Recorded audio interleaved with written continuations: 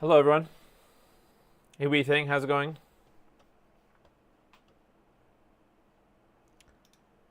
Just gonna post on social media.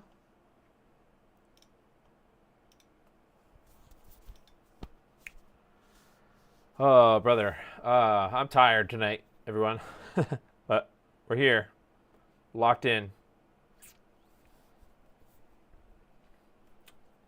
Hope everyone's doing okay. Yeah, it's been a while. Yep. What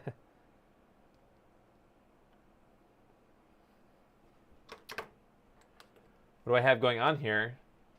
Well, tonight we're going to look at the PixelFX Morph upscaler again. We're going to check out.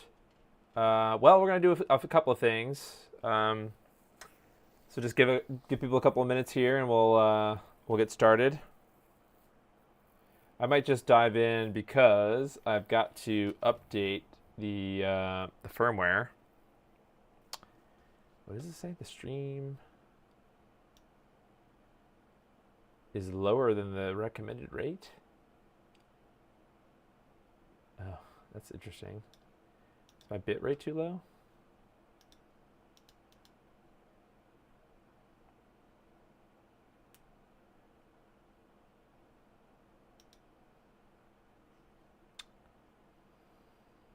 Okay, well, that's interesting. Okay, I don't know. Maybe I messed with my my stream settings once upon a time. So, oh well. Sorry if this is a low quality stream. All right, let's. I'm gonna update my morph. Sure. What's up, weed thing? Go ahead. While you do that, I'm gonna fire up the morph, and we're going to update it. Actually, yeah. Well, you know what? Actually, let's not update. I'm gonna get my Super Nintendo,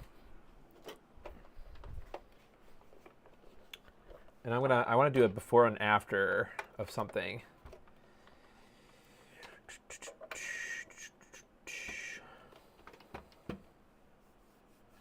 Okay, what input is the morph for now? I think it's still. Oh, it's set to. Okay, component. Okay.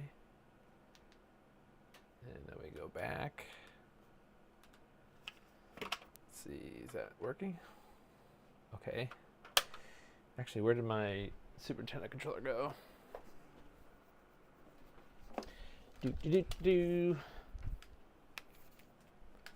Would I buy PS2 wireless controllers without the wireless dongle? No. Because I don't even know what PS2 wireless controller you'd be buying. All right, here's my general philosophy. Okay, when it comes to controllers specifically, and this is my personal thing, and I think this can and probably is a personal choice. I really prefer, well, except for this piece of garbage, but this thing's all yellowed and nasty, but I prefer OEM controllers for the most part. And so I put higher value in an OEM controller, with a few exceptions, right? I don't have my wireless Super Nintendo stuff down here. I'm still, like I said, I'm still in the middle of, or I haven't said it at this time, I guess, but my house is chaotic. It's just a chaotic, jumbled mess. Okay. Like I said, I prefer the OEM controllers when possible. However, obviously for older consoles, they didn't make wireless controllers, right? So, PS2 is no exception. So, then if you look at third-party controller manufacturers, I kind of put them in tiers when I think about them as far as like my preference, right? So I have, I have a preference for if I want a wireless controller, I have preference for 8-bit Do. First of all, like that's probably my number one. So this is the 8BitDo gamepad. This is pretty old design at this point. You could tell the older 8BitDo controllers because they still have well, nothing apparently. Micro USB. However, and this one particularly works on 2.4 gigahertz connection, so it has its own dedicated dongle. So like you need, in this particular case, I would not buy a controller like this without its matching dongle. Yeah, they can be expensive for sure. But the alternative is even more expensive. The alternative for the Super Nintendo would be the Nintendo Switch Online Super Nintendo controllers. So these are Bluetooth, meaning you would have to get a basically, really right now the only options are Blue Retro. So you could get a Blue Retro adapter, and that would let you use this Nintendo Switch Online controller wirelessly with the Super Nintendo.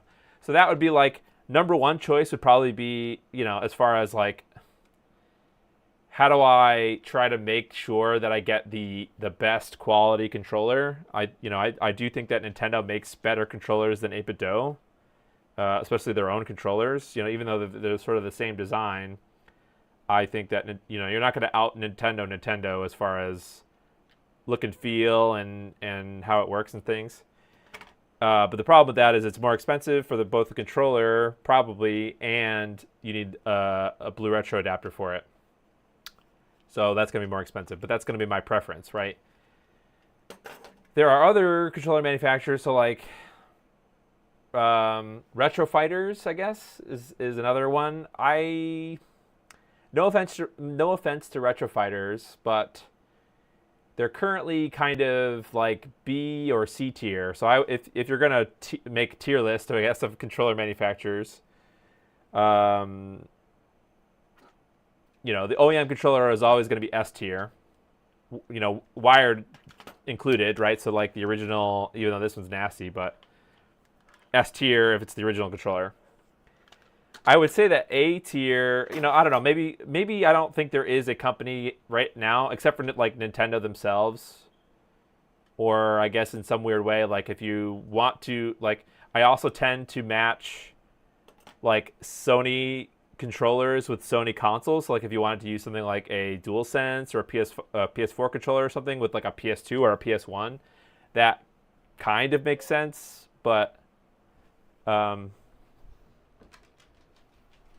I thought someone was calling me. But not really, it's like, it's not, I always like the original form factor the best, I don't necessarily know if there is an A tier. There's definitely not an S tier third-party controller manufacturer.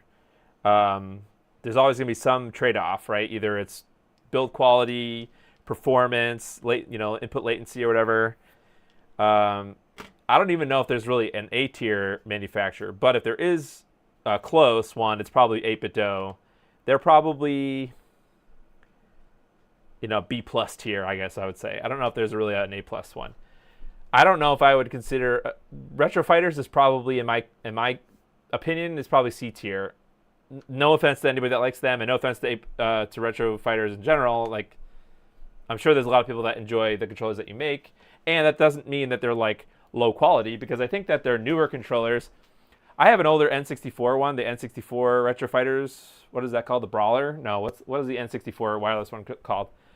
I have one of the newer controllers. So this is the Badler GC Pro.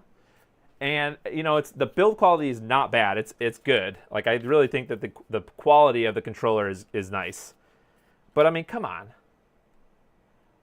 What is with the shape? Like that's one of the main reasons I think that they're not, whatever we'll call it B tier, whatever, or A tier manufacturers, because they're like allergic, and maybe they're doing it for like a legal standpoint. They don't want to even touch. They don't want to get anywhere close to the original designs. But this is not a GameCube controller. Even if it's got all the buttons, like it doesn't, and it's not necessarily like functionality. It's like, it's like everything, right? It's the functionality, it's the way that it looks, and I guess the nostalgia factor. Does it look like the original controller? I value that more than, even if this is a kick-ass controller, I will always value the original controller shape. So 8BitDo makes the drop-in replacement PCB for GameCube, OEM GameCube controllers, so that to me is always going to be better. You know, input latency matters too, for sure. But, you know, 8BitDo is not allergic to it either. Like, I know this is a generic, this is the Ultimate C. Oh, 2C. This is the Ultimate 2C, and it's just a kind of it's a weird shape. I guess it's, you know, there's controller shapes for everyone. If you have small hands, you probably will enjoy this, but this is not very comfortable controller. I never really reviewed this at all, but yep, Red Panda, we're gonna get started here. We're gonna get everything up to date. I guess all I'm saying is, if you have to, if it's well, what kind of controller is it? We think. What kind of controller are you trying to buy that doesn't have the remote? You need cheap controllers. Well, if you're looking for cheap, I would just look on eBay for an OEM PS2 controller and just be done with it. I know, you know, unless you have to have wireless, which I don't know if you have to. I'm sure there's probably decent enough PS2 wireless controllers on Amazon. So that's all. Yeah, but controllers specifically are like where can you buy membrane replacements for the original? Black Jam Alex, I believe, who is working on it now? I think it's there's somebody who's working on molds for replacement membranes. I think it's I can't remember who is making them. Is it Retro Gamer Store? I think there's somebody else that's working on them as well. I don't know. I don't remember. I'm not sure. But they're working on good, better than the currently available membranes, I think. So, I mean, eventually we'll get there. I think that there will be good membranes for this stuff. But, yeah. Okay. All right. Let's jump in. I know that was sort of a weird intro. Let's go over to the Morph. Well, okay. One thing I did want to do before we did that, before I updated things and got to the PS2, I think that there was a color issue. Okay, I think that there was some kind of a color issue because let me back up. Was it Monday of last week? I think Monday of last week, or you know this week, I talked with Woozle, just to kind of for the newsletter, right? So I was kind of like, you know, I didn't really know what to expect because typically how those meetings go is, you know, I have some ideas in my head about what I think that PixelFX should talk about. For this one, I really had no idea, and that's why I'm glad that I live streamed the night before, because at least I had about the analog bridge, because at least I had some idea of the state of the analog bridge. And, you know, I've been looking at Wobbling Pixels posts on X. So I've been kind of trying to feel out how other people are feeling about the analog bridge. So I had a couple things in my head. One thing that I wanted to mention was I think that we were noticing that the colors, I was trying to get to the default states, I guess, of both the Morph analog bridge and the Retro 4K, and I was kind of noticing that the colors of the Morph were a little off. And that was like the first thing that I mentioned to Woozle. I was like, have you had any people talk about the colors for at least for component? And he said, yeah, it's already fixed. So apparently there were some issues with it, the color. So what I would like to do quickly before we go into PS2 stuff is I've got the Super Nintendo here. I think the Super Nintendo is fine enough for this example. I want to kind of see if we can see those color differences between the Morph. I have not updated the firmware yet, so this is pre-update. And I don't know if there's any updates for the Retro 4K, but we can always do that, I guess, if I have a second. So I want to compare now, and then I want to update and compare again, and I want to see if there was any updates. So, yeah, let's do that. Okay, so let's see.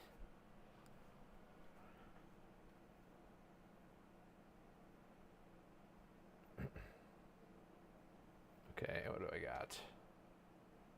Was it the... I think it might have been the NES that I was using, actually. Oh, we'll see. So let's, like, get into a screen. And then I'm going to pause it.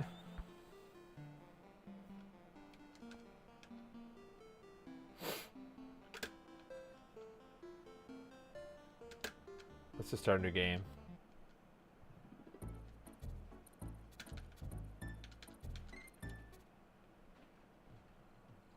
Okay. So I'm going to pause it.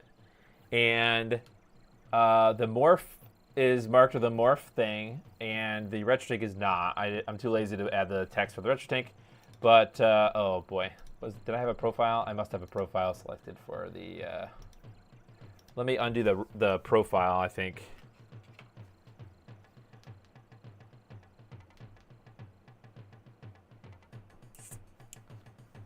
Okay, presets. I wish Wildling Pixels was here.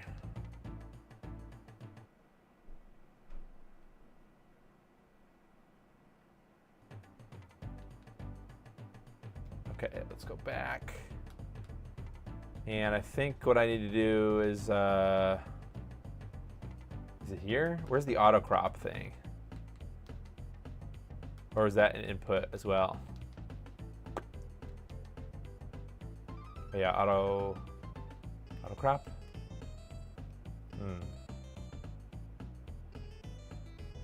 Yeah, that's OBS. I've added that into my into the stream. It's like that's not always there. So yeah, I can toggle it on and off. So I can remove it, but that's just so people know which one they're looking at. Well, this is not quite what I wanted to happen. Let's try the auto.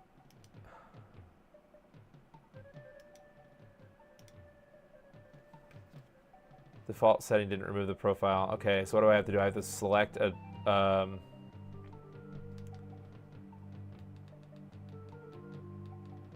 do I default everything?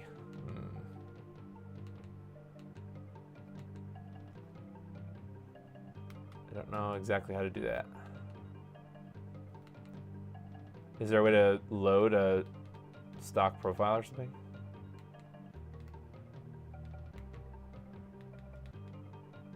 Okay, this default auto color range, let's try that. Nope, didn't do anything. Okay. Well.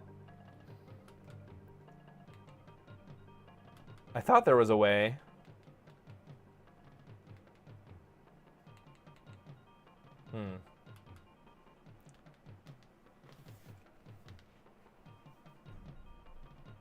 Is it this screen, maybe? Oh, that's what it is. Toggle revert. I think that was it. Okay, got it. I think it was that toggle revert page thing. Okay, is this closer? Okay, yes, I know that they're not... Actually, what's with the aspect ratio? Okay, I know the aspect ratio is different. Forgive me. I'm just trying to see color-wise. I guess we should run the auto gain thing on the RetroTink.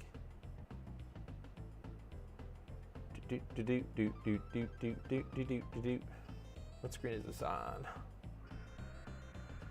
Color correction, maybe?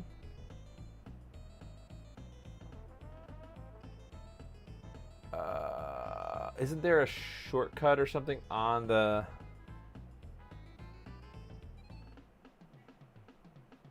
Oh, I think it's on this. Is it on this?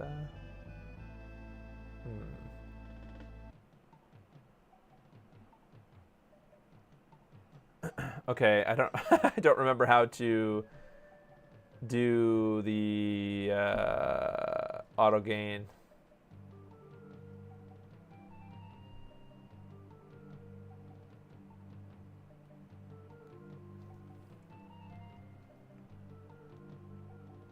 settings. Oh, it's in the ADC menu.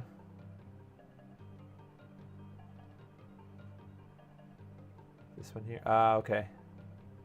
There we go. Auto calibrate. Okay, got it.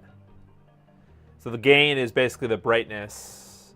And as far as I know, it's not like a... I can't...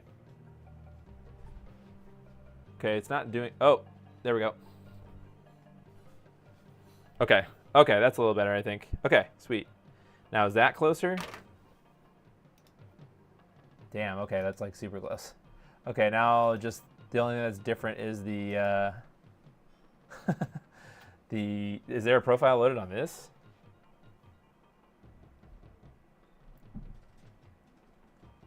No. I think that the Morph... Oh, of course it... I think that the crop is not set. Maybe I'll have to go into the crop menu. Okay, the only thing I'm trying to do right now is show the colors and compare the colors between the two. That's all. And this is no profiles. Oh, do I have to do the auto gain? God damn it.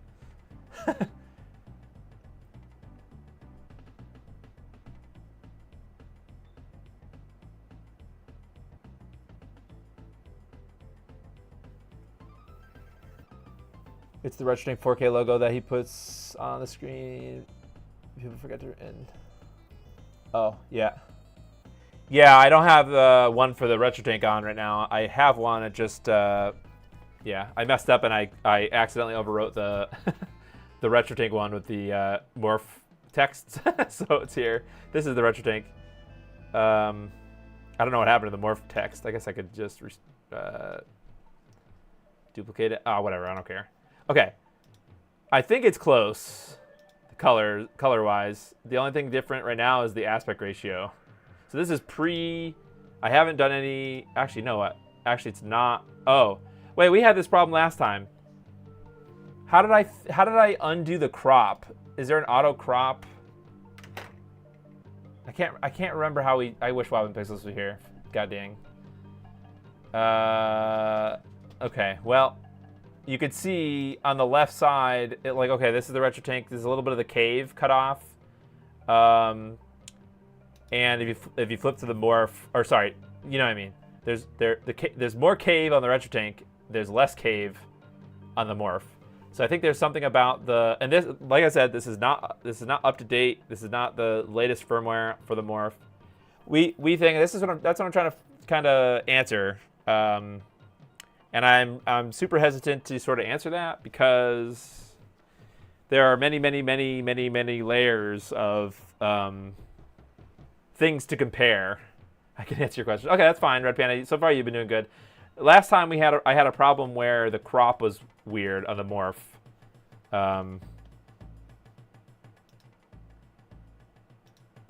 Actually, it looks like it's just.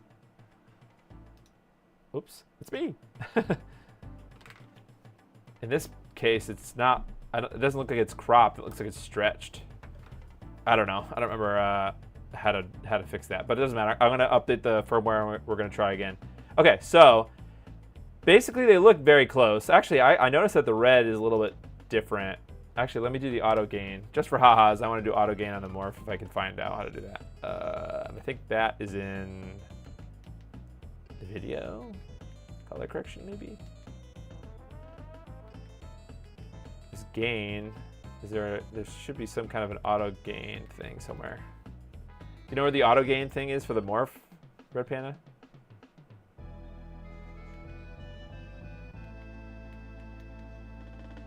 Actually, you know what? It's probably in the input menu.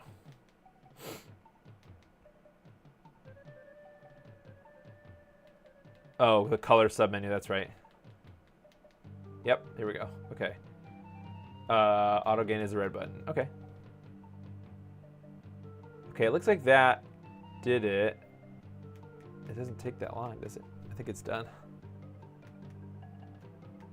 Okay. I think the controller might have just died. Oh, there we go. Let's go back and try it again. Red. Oh, there we go. Running auto gain. Okay.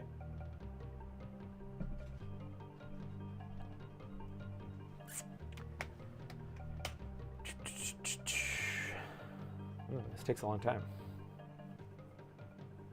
Okay, cool. Okay, so with the auto gain run on both, the only real thing I can tell the difference between them is it seems like the red is the only thing that's different.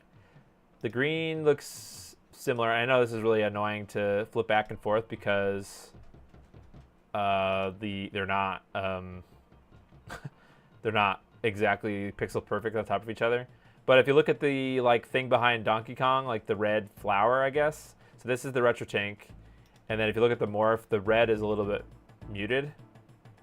So that was a giant setup to say that I think Woozle mentioned that there's something it was off, like there was some kind of a there's some kind of an NTSC like color space transform, I guess, or something like that, and he was using the wrong variables for each resolution. Like, I guess I don't really know how it works, but I think I remember him talking about something to do with like the NTSC spec has different I don't know, like variables or something like that, and they were just straight up incorrect for the Morph, which had been fixed with a later firmware. So, without further ado, I'm going to update the firmware on the Morph, and we're going to try it again, and we'll see how it goes. So let's go into the firmware. Component shouldn't be using Rec 709. Yeah, I think I remember him saying something about, well, that was one of the things that he mentioned that was going to be improved was the resolution switching, like auto resolution switching stuff. Like maybe that has to do with how the Morph actually renders the colors, and maybe that wasn't working, and now it is. So anyway, so I'm also going to switch. Did I already go to? I'm going to switch to the unstable channel.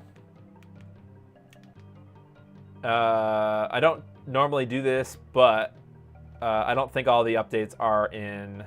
Well, I don't typically use the unstable channel unless there's some kind of issue like I'm seeing here that I think is updated. So I'm switching to this unstable channel, and I'm going to update the firmware. Great. Wi-Fi not connected. Sweet. Why did it disconnect? Okay. Alrighty. So now I gotta update Wi-Fi. Okay.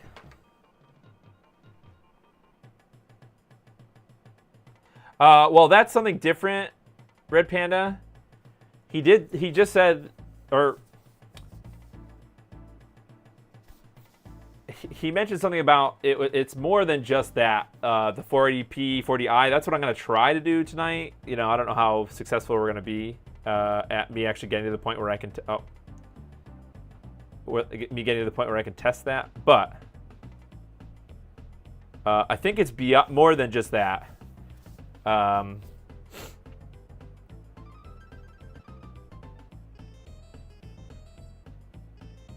And I guess I should mention that I'm not an expert when it comes to this, and yeah, I don't know what I'm doing. So I'm just a guy doing things.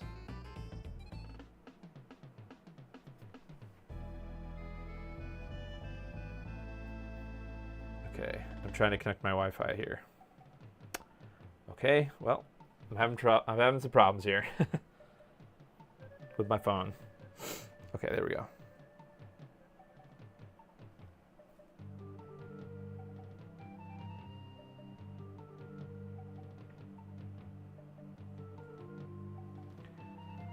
Resolution detection for profiles. Yeah, that's right. Yep. But I think in general, it's basically the resolution detection part of it. Like, that obviously probably can trigger a bunch of different things, but like, quote unquote, improving auto resolution could improve multiple things. Okay, I added Wi-Fi. Why did it just say no signal? Oh, we're back. Did it reboot? Okay. I guess the Morph rebooted. Am I connected to Wi-Fi now? Okay, I am. Okay, let's get our firmware up to date now. There we go.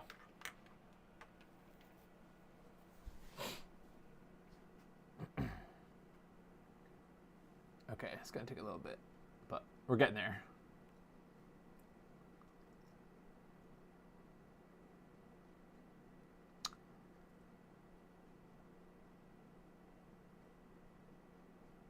Yeah, right. So that was one of the things that I mentioned. I also, I know from Wobbling Pixels posts on X that there, I guess there are some,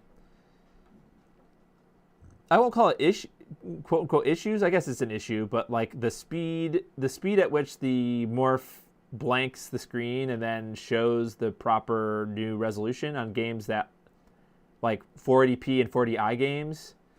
For PS2, whatever, that's what Wobbling Pixels had some footage of that. I believe that has been addressed or is better now. So my goal for tonight, if anybody has a suggestion of what game to use to do this, to test out like PS2, 40i, 40p switching, I'm all ears. I'm not sure if I have every game, but we can take a look at it. Update the profiles. Yeah, I can do that. Yep. So that's my goal, is to try to see if that is different or better. You know, better is a subjective thing. Well, I mean, sometimes it could be subjective, sometimes it's not.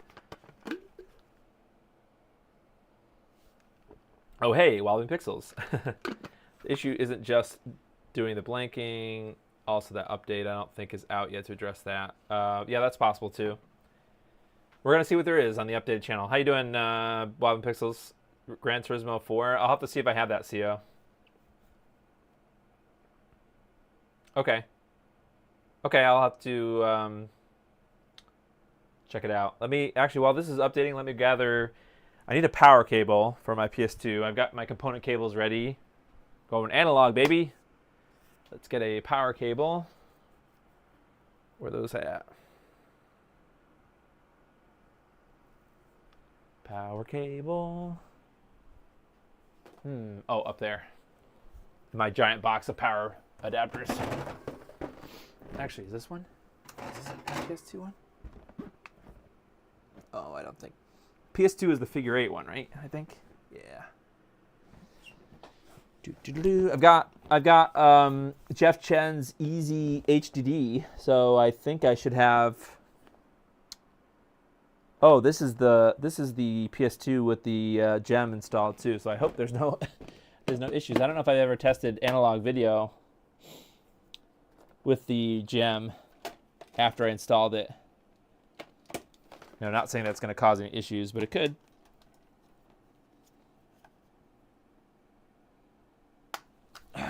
Right, that's not it. Yeah. Oh no, it's not the figure 8. It's the weird. Square one. There it is. Found it. Found one. Nice. The cavalry arrives. Yeah. Hey, Obi-Wan. How you doing? Bit off topic, but is the Morph a good choice to upscale PS3 to 4K? I believe I tried it. You know, I think that it does a pretty good job with you know, digital input devices. So yeah, I think, and for the price too, if you're not going to buy the analog bridge with it, you can always choose to upgrade it in the future.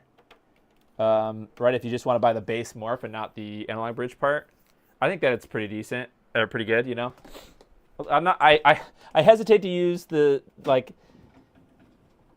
use this one over that one because I honestly kind of think that that's a can of worms. And I guess I should also mention that it's been a while since I've used the PS3 with it. But I did. I had a whole dedicated stream where I used different HDMI splitters to act as what is that called? To bypass the weird thing, the security thing. I don't know what the hell that's called anymore. It's been a while and I'm tired. I'm sorry. So you can either check that stream out, or maybe somebody else. Maybe I don't know who has a new. I don't, I don't really think anybody has any review of this, of the Morph, really, unfortunately. I don't know if anyone will. I know Wobbly Pixels, you know. I'll call it a review. The stuff that he does on, is this the PS2 one? Yeah.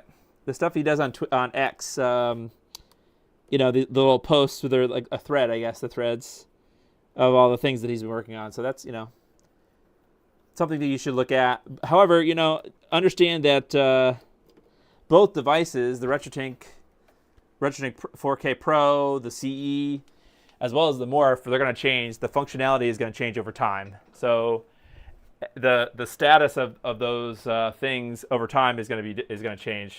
You know, could get better. So basically, what I'm saying is, like, you know, Wobbly Pixels could find something that is an issue now, and then maybe a month or two later it would be fixed. So you can't really go back, you know, infinitely and find all the things wrong with it. So, okay, that's great, Red Panda. That's cool. Yeah, I would trust Wobbly Pixels. They're, you know, of the people in this chat, I would trust their opinion because they are the most. They posted the most content, I would say, about testing upscalers in general right now. So, but yeah, My Life in Gaming, if they ever came out with a video, you know, that's the other thing too. And I said this from the beginning. I said, you know, don't really trust my word. First I said, you know, wait for the analog bridge to come out before you buy a Morph to see what people think about that, right? To see what the analog bridge is all about. Okay, we're good here. Let's restart. So now that it's out, you kind of have to let the dust settle, unfortunately. You know, not unfortunately, but there are some things that are being addressed. Let's just put it that way. So, okay, so yep, let's do the updated profiles. That's probably in the preset menu. Install update presets from the archive.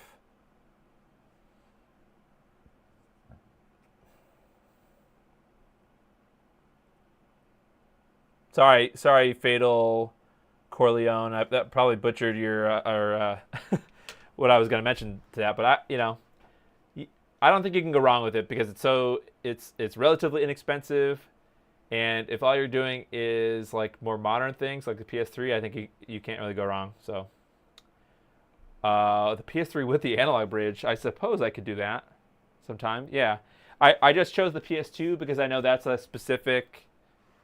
Like, there are specific issues that I want to try to run into with the PS2, but I'm not going to do that with the PS3 tonight.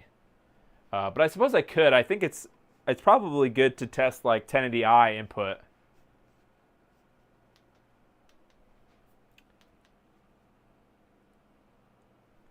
Okay. Oh, I see. It doesn't change to. Okay. Cool. All right. So now we're fully up to date with the Morph. So before we test the PS2, oh, I turned the Super Nintendo off. Whoops. Okay. Before we test the PS2, I just want to go back. I don't know why I turned it off. That was dumb. This screen seems like it is more stable. Sometimes when I turned consoles off or on with the Morph, at least the analog bridge, it took a second, or sometimes it took, 10 seconds or so for it to actually lock on the sync. But this was pretty quick. Let's try it again. Half the reason you buy a 4K video processor is the deinterlacer, and 1080i will stress test the. Yeah, right. And so that's the reason to try, PS3 stuff. I guess Xbox. Is there a lot of Xbox 360 stuff? Okay, that time it took a little bit of time to lock on, but not like. I don't think that would prevent anyone from enjoying it. And actually, it probably could. It might be. Let's see. Okay, so let's get out of the screen. Let's hit save. I don't know what are all these red. Why are all these things red here on the screen? Let's see what happens if I hit toggle revert. Doesn't seem to be doing anything unless the batteries in my Morph remote are dying. Let's see, auto crop. Maybe it has to wait for something to be plugged in. Oh, okay. Yeah, we could see if Gran Turismo 4. Hey, Arthur Miss, how's it going? I'm looking at my TV and my capture to see if it's not an issue with the capture card. No, it's about the same. So it displayed an image about at the same time on my TV as the capture card. So it's a little bit. Yeah, I didn't miss anything. I was just BSing so far. Spent 5 minutes updating the firmware. Okay, so let's see what happens when we hit auto crop. Oh, okay. Got it. That's it. Okay. All right. Bye, wee thing. See you later. Thanks for hanging out. Okay, let's go into Danky Kang. Oh, I gotta mute my TV. Mute le TV.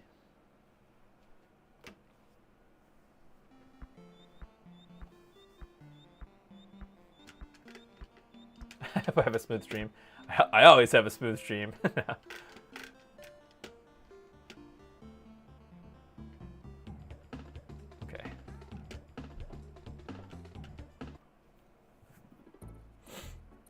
I kind of noticed that the image is centered now, or more properly in the center, I think. Let's look at the retro tank. Okay, the retro tank is...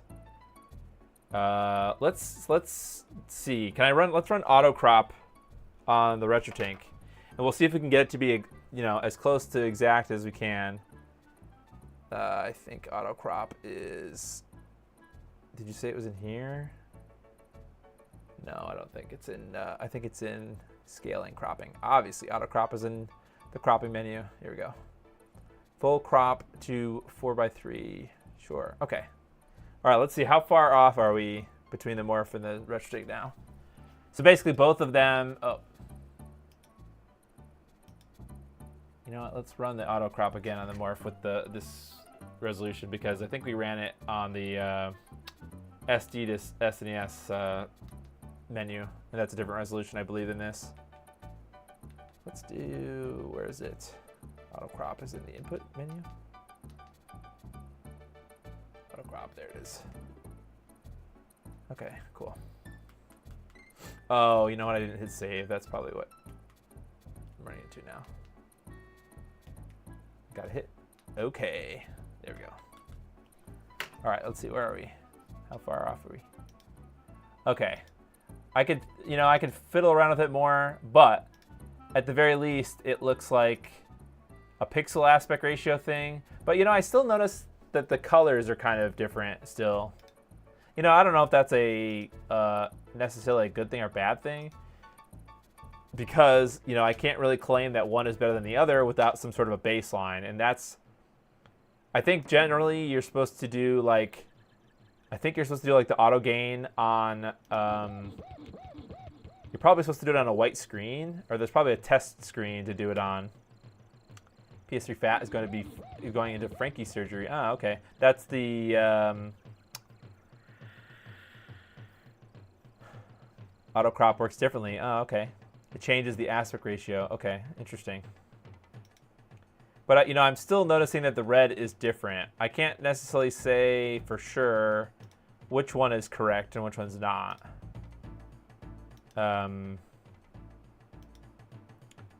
Also, maybe the auto gain. The auto gain probably, centers on different values. I did not know that. That's interesting about the crop thing. So I don't know which one's right? Like, is the retro tank oversaturated? Or is the Morph undersaturated? I think it's less of a individual colors issue. And sorry if I'm making you guys head hurt with switching back and forth between them, but yeah, I mean it's like nitpicky at this point, I guess. Which colors are the right colors? I don't know.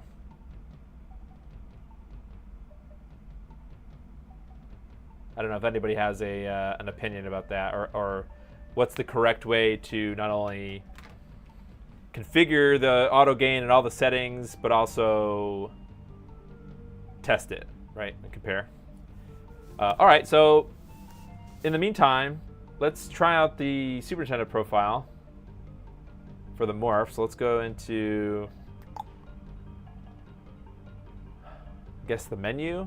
And now I guess this from this point of view, you know, how do each of them, like, going from, like, okay, I plugged in a new, or let's say I have them already, all my consoles already hooked up. Let's say I don't have an SVS either, because I know that you could do, you know, mapping profiles with the RetroTink to a specific input. And I think eventually the Morph will probably get there. But for now, there isn't really anything like that. So basically assume if I'm turning on a console, I've also got to set up its profile each time that I kind of want to play that console. So with the Morph, from the main menu, I go to the presets here, browse presets, profiles, I believe, and then we go find our consoles. This is the Super Nintendo. I don't know which one of these is better, but let's just stick with the GA one for now. I've got HD Retrovision cables, so I'll click that one. 10x par. Okay, let's just try that. 512. Okay, I see there are some unique profiles at the bottom here for different games. That's kind of interesting. Super Game Boy 15X. That's cool.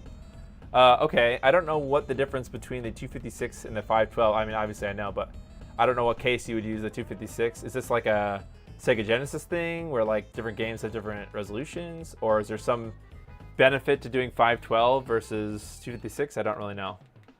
So I'll just choose the first one.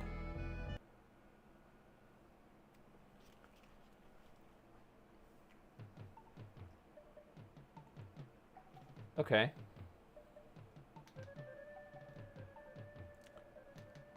Did it? Okay, it's applied. Okay, so let's back out. Okay, so in theory, that's kind of it, right? Or do I have to also do auto gain? SNES is 256. Yeah, that's interesting, though. Why is there a 512 option then? Maybe there's a specific type of game that uses it. Okay, so what does PAR stand for again? Something aspect ratio, but like what, pixel aspect ratio? Stick to 9x par. What's the difference? Well, obviously, so the 10x is probably cropped, right? All right, so we'll do 9x. Just for Haas, we'll do 9x par. And the difference is probably what, the crop factor, pixel aspect ratio. Okay.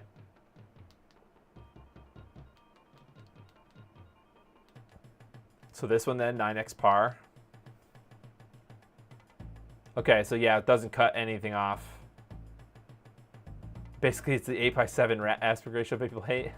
So what does that mean then, though? That's square pixels, or is that like the intended resolution that the artists intended or something? Okay, so we've got 9x par here. Let's do the same with the RetroTink. Let's see if we can find I think there's probably got to be a 9x par profile here as well. Again, I don't have any SVS or anything, or auto profile things. Load from file. FireNX. Oh, it's the NES. Let's back out. That is cool. Did it save the folder that I was in the profiles screen? That's kind of cool. So I guess if you were flipping back and forth between, and again, this is probably not the latest batch of profiles.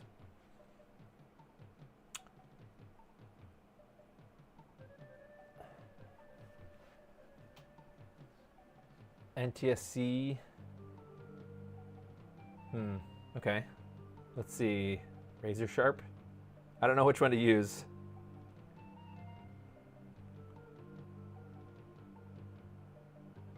Now then, what's the difference between PAR and DAR? That's the true resolution of the NES. Oh, okay. So DAR is probably what, 4:3? Did this profile turn up the audio? That's interesting. Okay.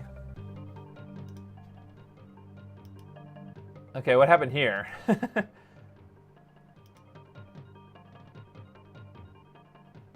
The HD retrovision profile is in here. Did I go to the wrong one?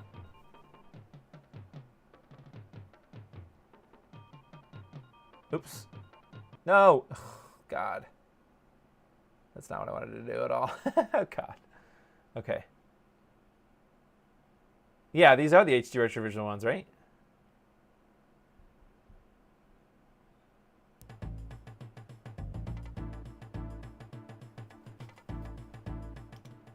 Oh, I see. It actually changes the input as well when you choose a profile. I didn't know that. Huh.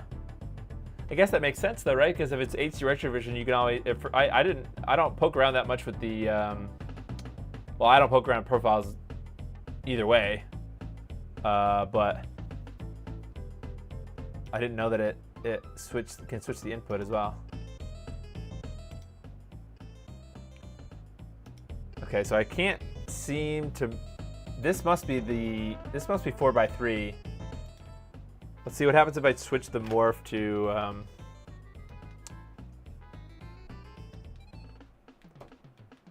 The DAR profile. Is there DAR profile? I think there must be. DAR is a CRT aspect ratio. So is that's 4x3 then?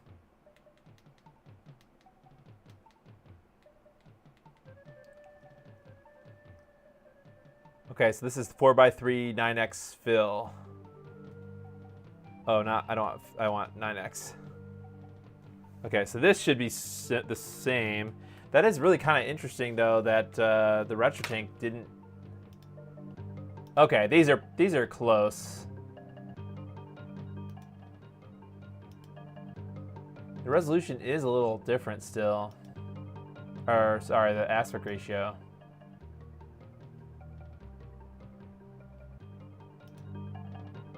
You know, I guess I should also mention that I'm not really trying to prove anything right now. I'm just kind of messing around. Like, I really don't know what the hell I'm doing. I'm just trying to use the features, ask Wobbly Pixels and Red Panda questions about how to use these things. It's like, it's not necessarily to prove one is better than the other one. It's just I want to use both of them and kind of sit on that for a while, and then, you know, some way later future date I'll be able to suggest which one people should get or honestly, I recommend them both because I like both companies. I like both teams, whatever, Mike and the PixelFX team. So it's like, it's really hard for me to say that get one versus the other one. So DAR is the interpretation. Oh, okay, so this is kind of like grasping at straws, I suppose, as far as which one is more accurate. I still think that there's something with the gain. Well, you know, just from these two back and forth, the RetroTank looks more saturated just from applying these profiles. But I like the ground color is more, you know, you can change these things, right? It's just a matter of the profile, I think. It's not necessarily like, oh, the RetroTank is always oversaturated. Like, that's not how it works. Like, that's just how I got to these things. It's probably using color correction. Oh, that's right. Or maybe the HDR is probably turned on. Okay, I didn't think about that. Let me turn that. Let me see if that is on, because that's going to change the color as well, I think, right? Let's see. That's probably, let's go to color correction. Okay, 1. These are all set to 1. I think that's correct, although there's this transform function here.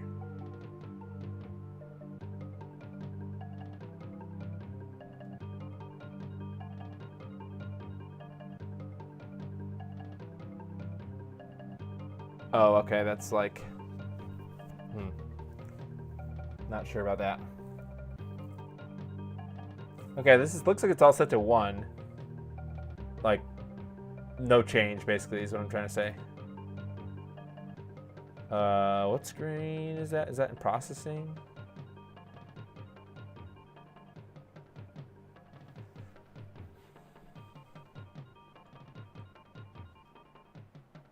Or is it in the HDMI menu? That's the receiver. HDR is in the HDMI menu. Oh, that's right, HDMI output, yep. No, it's off. Okay. Actually, let's see. Is the maybe the morph is set to like not full? Like I don't know. Am I just doing nothing basically? Like am I? Obviously they're different, right? The colors are different, and at a certain point it's preference, but like there has to be a more accurate way of saying, oh, this one is more true or not, right? I think it's the gain, yeah. Sorry, this is probably driving somebody nuts, and they probably left already, so I'm sorry, person. I'm just exploring. I'm really not not trying to make a point or anything. Okay. Well, I'm going to stop using the Super Nintendo, I think. I'm going to switch to the PS3 now. That's actually whoever made the profile may have saved their gain ADC settings. Yeah, but I don't see that, though. I don't see in the menu. It doesn't look like there's anything changed. You know what? I'm gonna kind of give up for now, and we're gonna switch to the PS2. Try auto gain. Okay, one last hurrah, because I do want to do at least mess around with the PS2. No, it's not here. Advanced settings. I had the auto gain somewhere, right? I think that's in the ADC. Yeah. All right, let's see what that does. Okay. Why won't this? Oh. Okay, figured it out. Okay, did that change anything? It seems a little darker now. Okay. It's not necessarily the saturation. Oh, now it looks like the. See, this is the frustrating part. It's like there probably isn't a problem with either one. It's just how the gain is set or something. All right, I'm done. I'm sure there's a better way to do gain and all that stuff. It's probably not this level of Donkey Kong. It's probably some NTSC color bars or white or something, a checkerboard pattern or something. So, all right, done. Done with that. Let's get my PS2 going. Let's see. I need my controller. Let's see. Now, where's my PS2 controller stuff? Did I not bring that down here? Probably not. Oh, it's here. Okay. Nice. Okay. Let's see. Is my Retro Fighters controller dead? Oh, God. Yeah, I think I need to go get a, let's see, do I have a PS2 controller down here?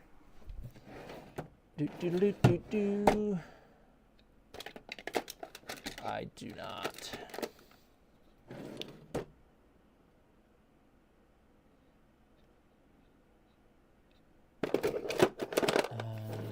Okay, let's see, what do I have down here? Anything fun? Oops.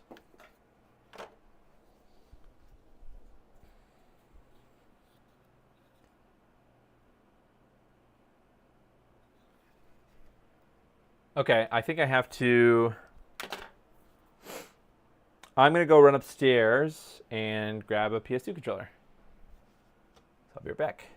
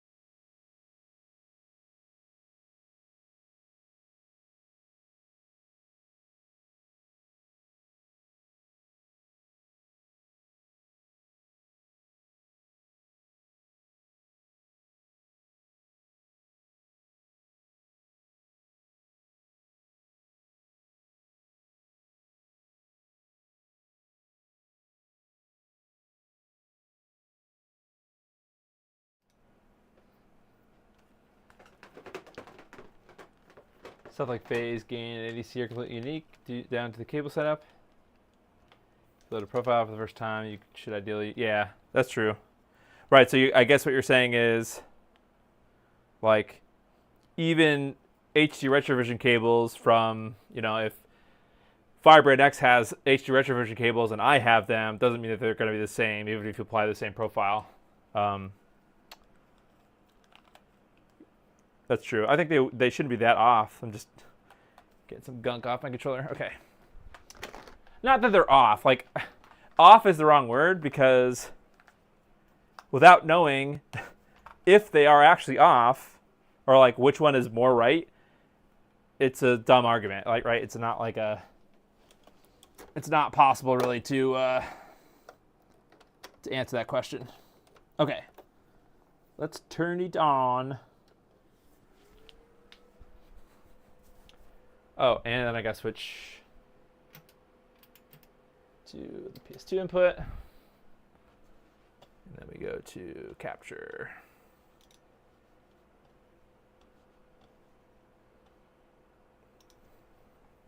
Okay, sweet. And now, I can't remember. It's one of these two that I have to load to get access to the hard drive. I think it's this one.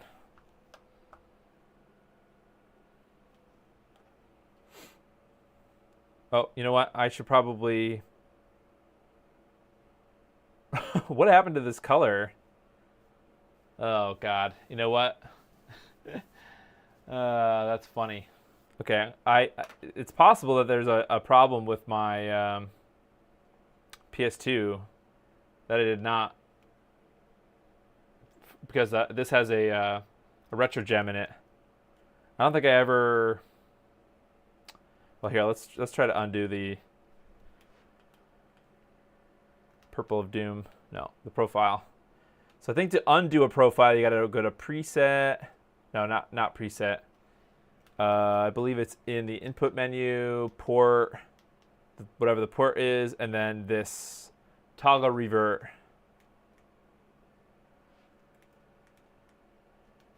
Which doesn't seem to be doing anything now. These are Memcard Pro to boot games. Nice.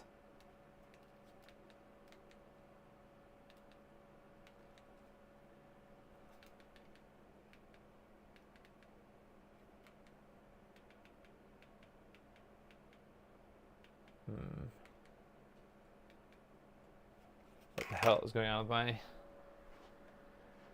Let's try to turn it off and turn it back on again.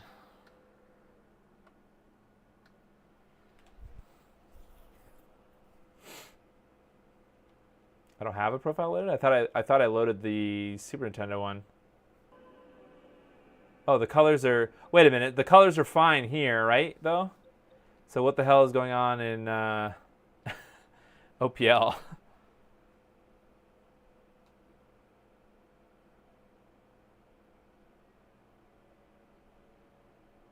Okay, well, let's just try to get into a game. I don't care about the purple right now. Okay. Okay, Gran Turismo 4. There we go. Okay, the colors look better now. I don't know what the hell happened. All right, let's get out of here. Open purple loader, yeah. Yeah, what the hell happened? I just looked purple for a bit and then went away. Okay, what I'd like to do... So now we're not really doing profiles, although I guess I probably have to... Do I have to unprofile the RetroTink? I don't really know how it works, right? So right now this Super Nintendo profile is loaded. I want to I guess I'll load defaults, but then I'll have to select... I'll have to select...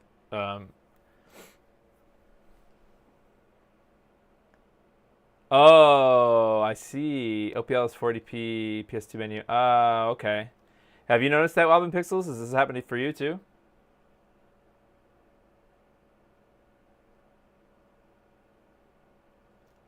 Okay, so now let's select the RCA again. You know what we should do? Oh, okay, haha, I have an idea. Just for ha-has, I don't know why I said haha. I meant to say just for ha-has, but I said haha instead. Okay. Let's see if it does that. Does OPL do that with the RetroTink? So that will kind of narrow down. Is it my PlayStation setup somehow? My configuration here, or? Okay, got it. Let's try it. Okay, so it was the second OPL.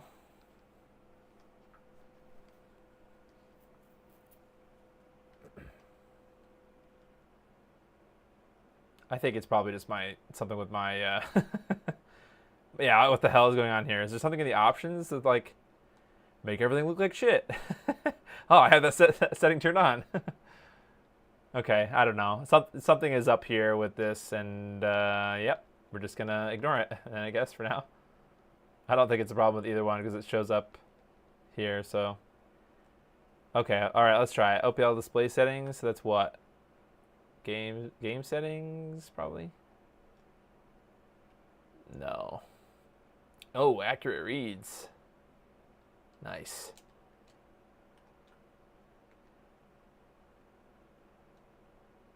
GSM.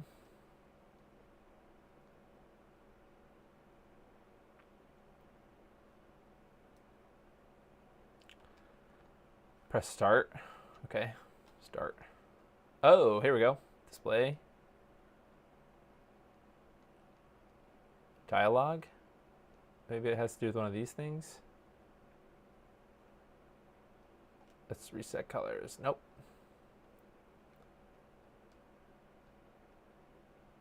Debug colors? I don't know. Try not to spend too much time with this because it doesn't really matter, but it bothers me a little bit. VGA? Huh? Was it set to VGA? What? Okay, VGA. What the fuck? Why? Why? How could you get VGA color out of the PS2? Did they make a VGA cable or something? That's bizarre. Okay. Hey, we did it! Okay, thanks, Wobbly Pixels. Okay, good job. Oh, set to 480p, but not VGA. Okay, I see 480i, 448i. Is there another option for?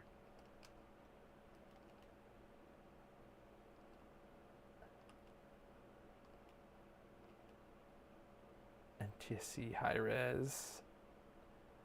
Is it this EDTV?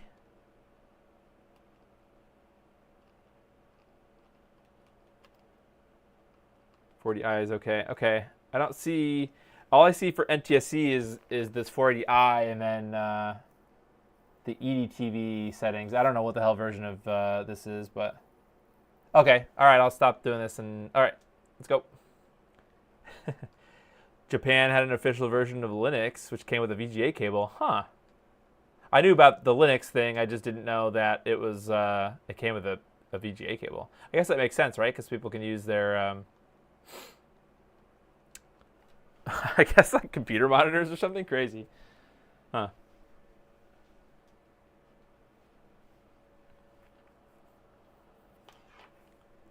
Okay, let's go back to the Morph.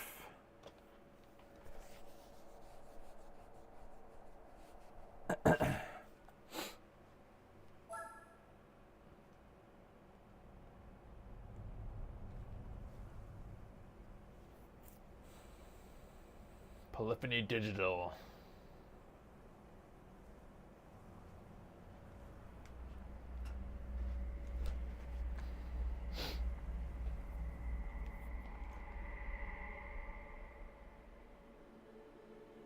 So what? This should be in 40i, right? Interlaced. Yep.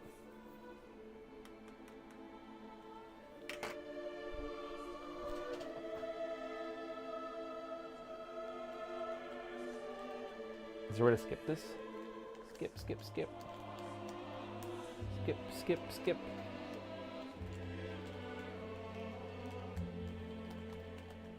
Skip, skip. Guess you have to wait for this. Oh, maybe it knows that this is the first time it's been loaded, or maybe it knows that there's no memory card installed.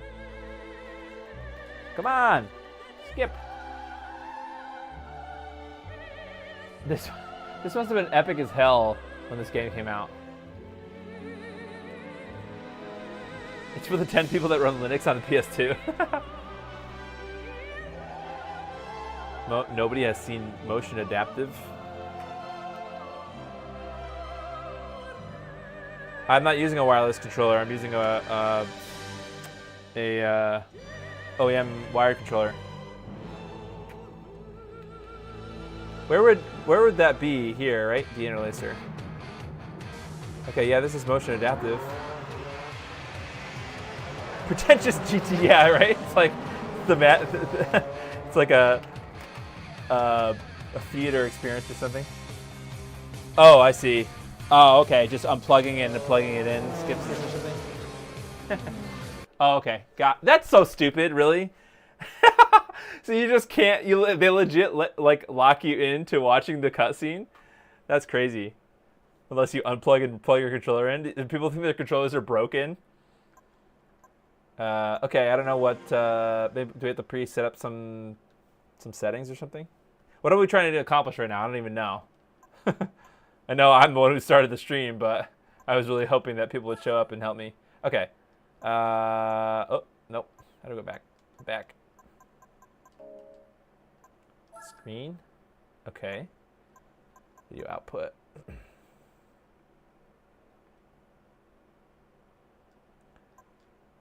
Oh, hell yeah. Okay. I guess we're just going to try 1080i, I suppose.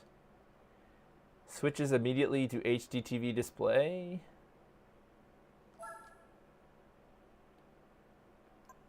Screen is being displayed in HDTV. Okay, it's freaking out. Kind of, actually. It seems like it's settled down now. So this is in 1080i. Does the Morph detect that? Nope. 480i? Did it even apply?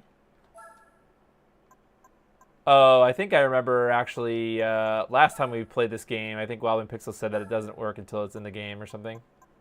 So I think the menu is still... How did the fuck to get out of here? Okay.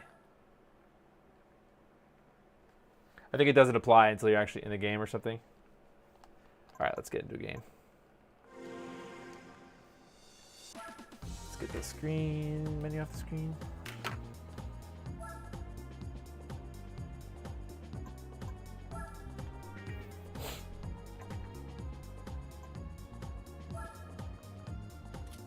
What kind of Toyotas? Oh, I'm gonna drive a Prius around. Hell yeah.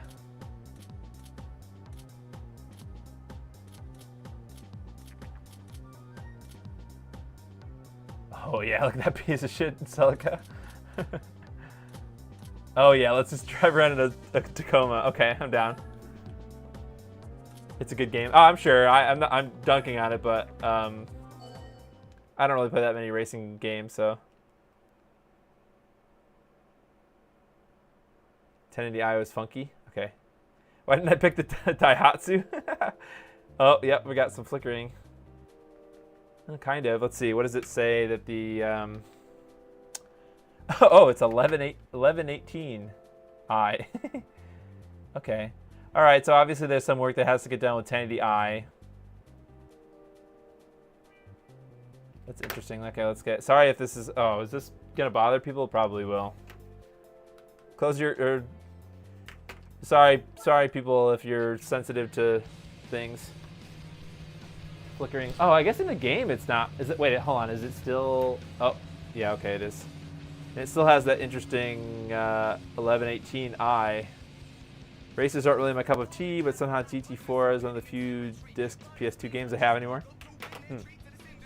Get ready to drive. Here we go. Oh God, this is painful to play.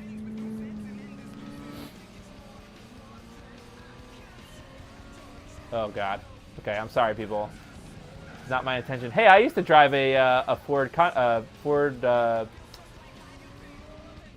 the hell is it called? Focus. This black car in front of me here. I used to drive an SVT Focus. If anybody cares, nobody cares. I mean, the part that is being rendered looks fine. I don't think it's that terrible. I mean, obviously this purple is unacceptable, but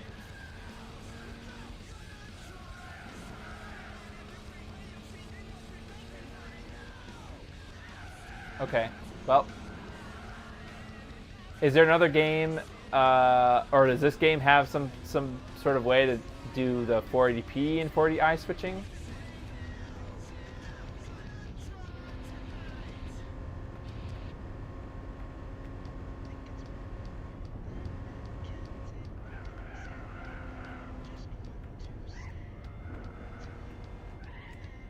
Well, that's the E-brake. What's the actual brake? Oh, there we go. Square. All right, I'm just gonna do a lap and then we're gonna turn this off before people yell at me.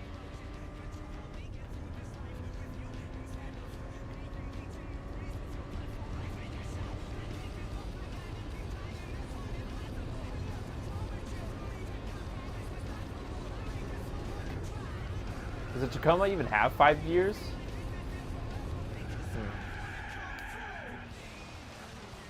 Okay, well, I never claimed to be a good race car driver game, or race car game driver.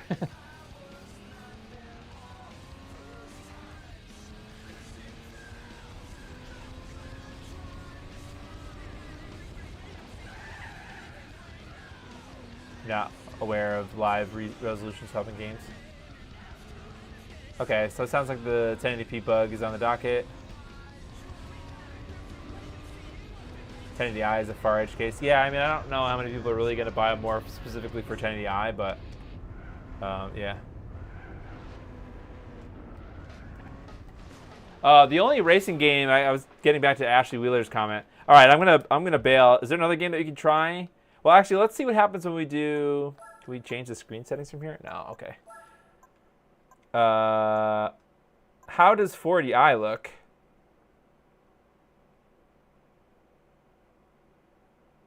Well, so, to be fair, first of all, the analog part of the analog bridge has not been being worked on for 5 years. But yeah, I'll let that go. Can I change options from here? Okay, I can. So we don't really care about progressive. Let's see how the interlaced performance is. Did I change it? Oh, 16 by 9. Do I also have to change this?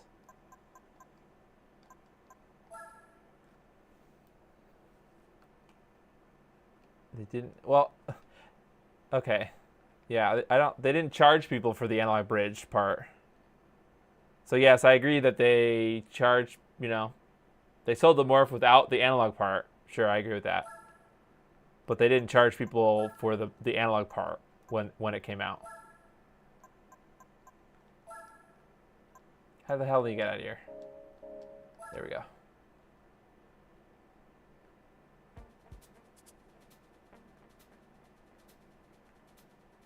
Okay. Let's drive around a little more. How do I start the game again? What is this? Exit? Yeah, exit. Or did that exit to the menu? God dang it. I didn't want to do that. Okay, let's drive around again. Driving around the Nürburgring. Okay, let's get something cooler. How about a BMW? Heck yeah. I don't know anything about BMWs. How about this cool convertible? Okay, so this is interlace. So this is 480i.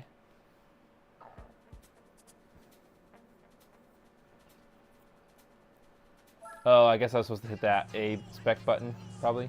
Oh boy, text was not good there. Which is weird because that was text in the center of the menu didn't look good, but then the rest of the text is still fine. So I don't know what the heck that was. Oh, yeah, we got some. Yeah, I got some weird deinterlacing issues. I'm looking at the menu or the position and lap and best lap, whatever. So it looks like there's some deinterlacing issues just with this is not even resolution switching. It's just it's the motion adaptive deinterlacing.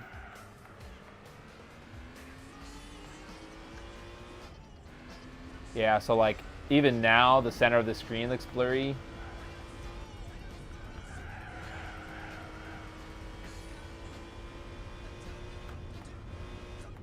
You know, and just for ha-has, I'm going to switch to, I have the ability to, yeah, this is motion adaptive. Yeah, oh, GT4 1080i was broken on the RetroTink 4K for a while too. Yeah. I ended up ordering a RetroTink 4K. Development of Morph is taking too long for me to wait. Yeah. I can understand that. Let's drive around with the RetroTink 4K for a bit. What was I going to say? I believe this is also in... oh, shit. I have the ability... I was trying to say, I have the ability to play with either one on my OLED. So I was playing on my OLED. Okay, but clearly this is not working. Oh, I see. There we go. Does that work? Okay. This is not even plugged in. So what am I even seeing on my TV here? Am I only seeing the Morph? I am. Shit. Okay. Well, I don't have another short little HDMI cable, do I? Well, that's going to be a problem. All right. Let me just unplug it.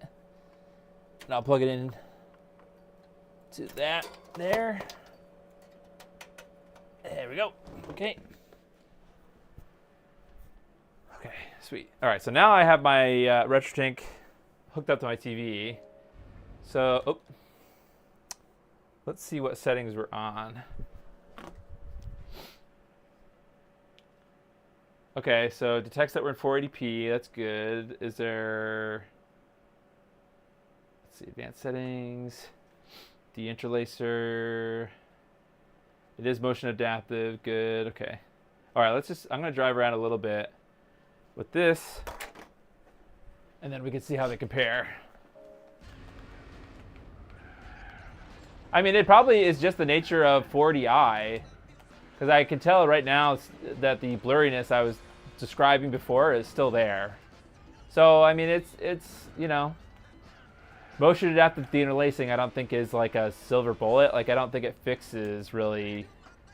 It can do a good job of deinterlacing it, but I don't know necessarily if there's this is like gonna be perfect.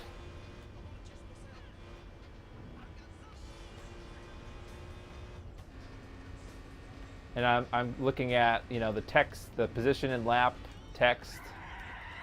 I'm looking at like the center of the screen where I'm driving or trying to drive. I suck ass at it, but I wish that the cars came back, but the cars are gone.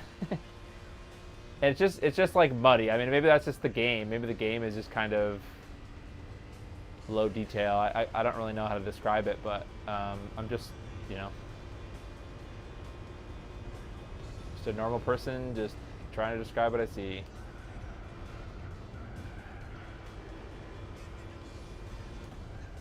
Oh, curve. Ah! Come on, truck, go.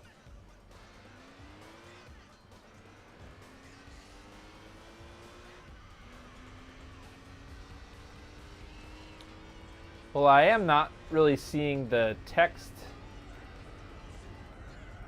kind of jitteriness that I was seeing in the very beginning. I guess I didn't, it's not really a fair comparison because I didn't start from the beginning. Maybe I'll start from the beginning. It was during that beginning sort of loading.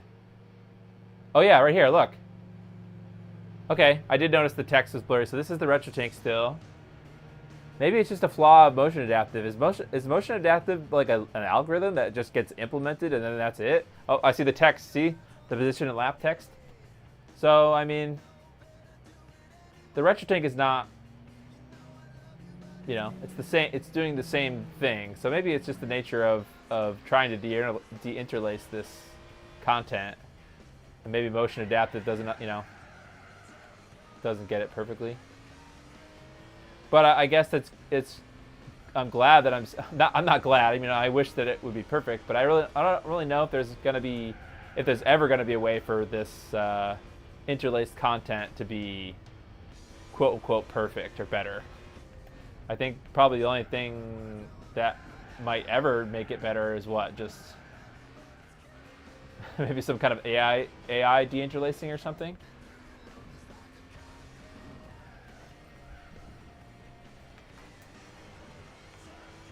Right, it's bob and weave, but like depending on the thing. So the interlacing in general is a PDA. Well, okay, I guess I'm gonna stop this for now. But the performance is sort of similar. I noticed the same kind of issues with what make it better is usually CRT. Yeah, I mean, yeah, sure. One of my goals in the future when I get my new sort of basement setup is to actually be able to use the CRT that I have. It's nothing fancy. It's not a BVM or anything, but it is. It's nothing special. It does have component video input, so that's got something going for it. But you're right. I would like to be able to see the difference between the scalars and the CRT side by side. So it gets better. Yeah. So this particular game, you could force 480p, and that would go away. So. The jitter is most likely due to OPL, really? Set interpolator to edge adaptive. Okay, interesting. All right, so maybe we can try this other deinterlacing method before we move on. Advanced deinterlacer. Sorry, I didn't see some comments, so don't yell at me. I'm not trying to ignore anybody or Robin Pixels. How do I change that? Oh, here we go. Weave, bob, linear, blend. CRT simulator. Ooh. LCD blending. Is it one of these? Is it called something else? Edge adapt. Is there something else in here that I'm missing? Is it called something else? Blend. Maybe I don't have a up-to-date version or something.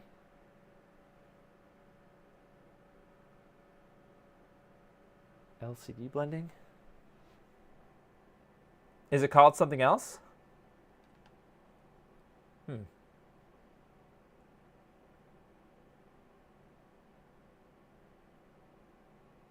Oh, it's a different thing. So algorithm needs to be motion adaptive, but then interpolator from linear to edge adaptive. Got it.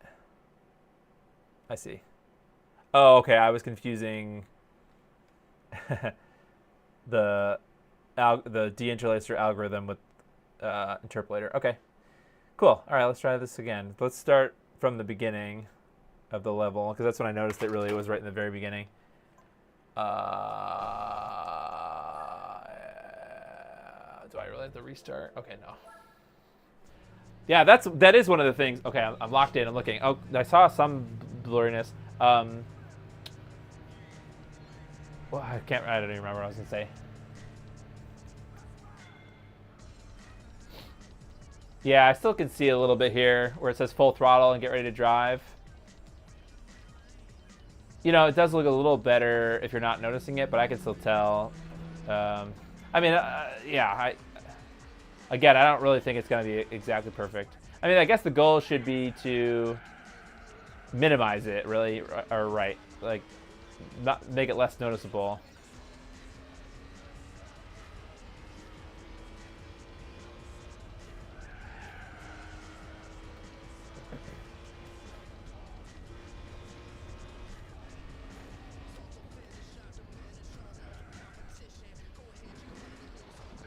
Oh, this is gonna get demonetized. Is there a way to turn the?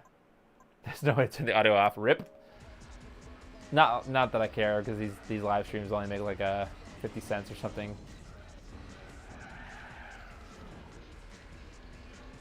50 cents worth of ad revenue.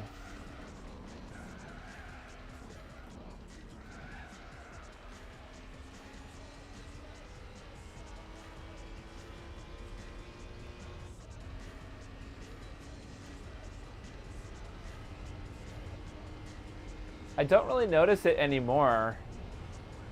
The blurry text, I don't really notice it that much.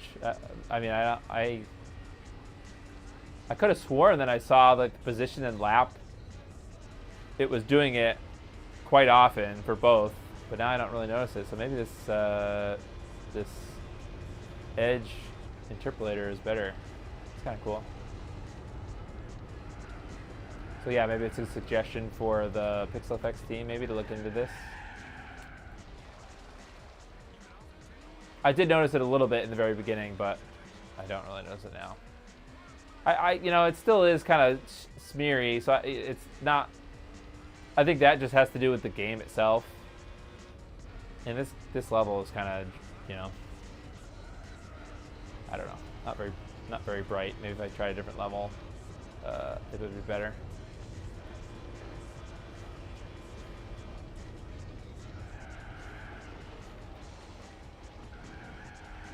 Whee! Into the grass. Okay, well that was fun. Is there an interpolator setting in the Morph menu, or is that not even a thing yet? Let's try switching to that. Everything is trade-off. Yep. Edge adaptive looks like shit in the HUD text. You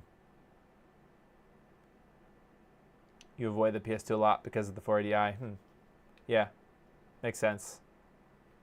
Or where would that even be? That would be video, deinterlacer. Oh yeah, here, lower field, upper field. I guess it's just those two. Oh, average.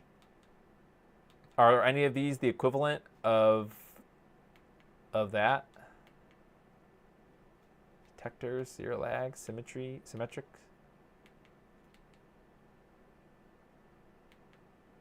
I don't know.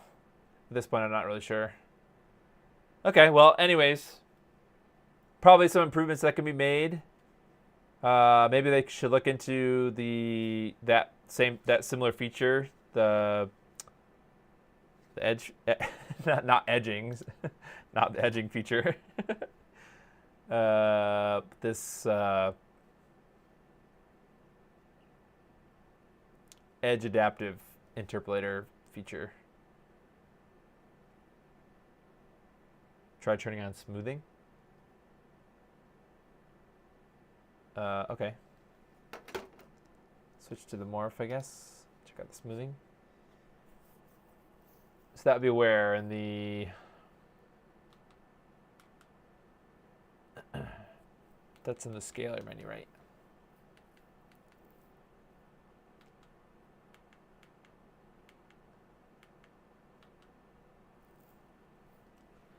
Oh, if I gotta switch my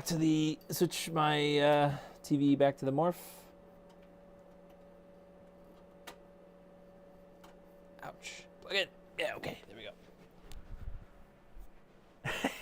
Yeah. Hi, Chungo. That's great. Oh, he's gonna add edge dealiasing. Okay. Got it. Interesting. Oh, okay. Artemis, they already talked about using edge adaptive because of its shortcomings. Yeah, you know, I don't know. I think that you're probably never gonna have a go away. Stupid thing. Okay. It's probably never gonna be perfect. Okay, is this doing anything here? This doesn't really seem to be. Is this the wrong menu? Do any of these settings do anything? When you're in analog mode? Or do I have to be in the input menu here?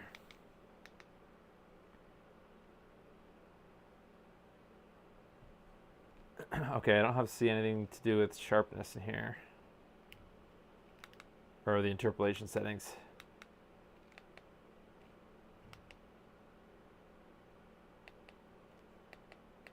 Oh, you're talking about this, smoothing. Okay, let's try, I don't know, sure, let's try HQX. Does that even seem to do anything on this screen? What's the difference between off? I can't tell a difference.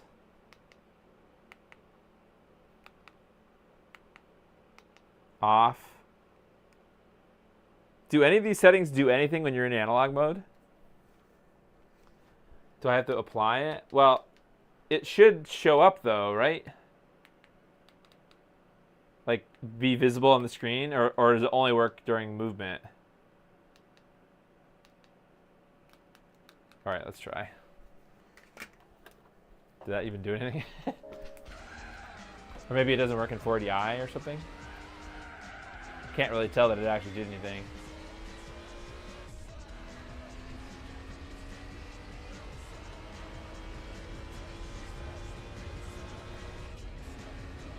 Yeah, I don't think it did anything.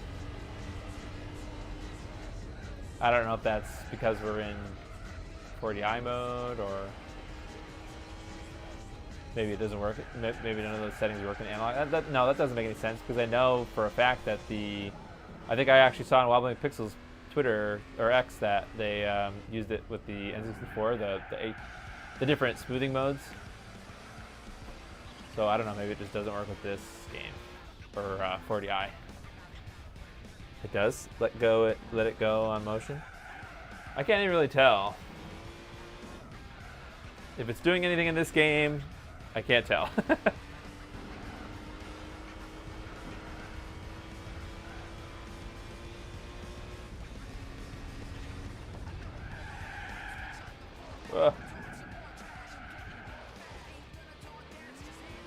I'm just bad at this game.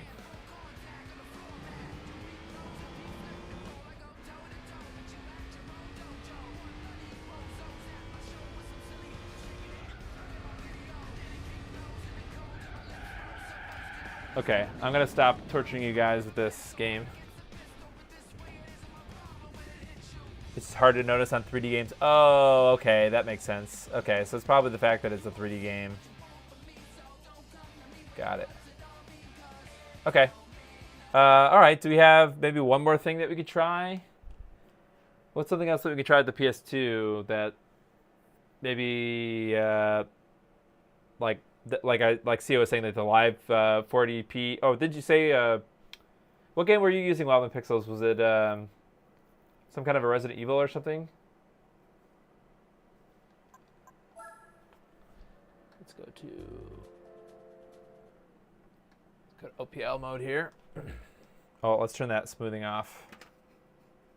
I would like to experiment with that, but I think that is probably something I would experiment with the N64.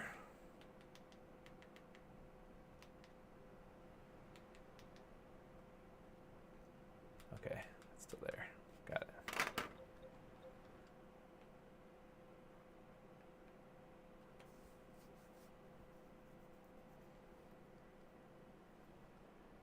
Oh, did the settings didn't save? Dang it. Let's see, how do I save? Oh, don't you have to save it to the memory card or something? Oh, I gotta press start. I forgot. Start. Settings. No. Display. VGA. There we go. Sure.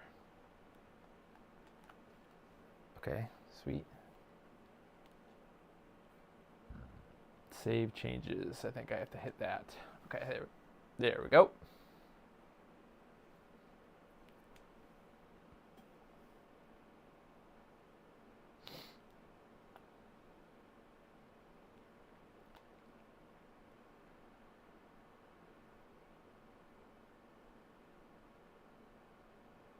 Oh, does OPL save settings to a memory card? I'm very, very out of date when it comes to anything related to PS2, like soft modding, I guess. So sorry if I don't know what the hell I'm doing.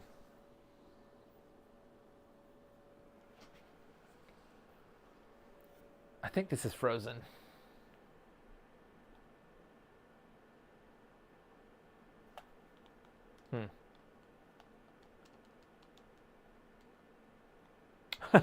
Well, I guess this is why I never updated it from VGA.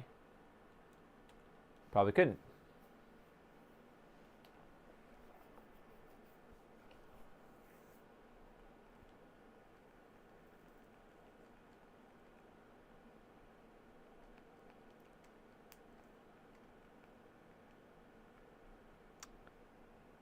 What the hell?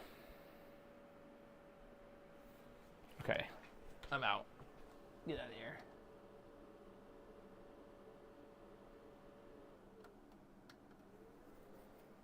I don't really care about that. Oh, I do. It bothers me that it doesn't save, but we can get in the game at least.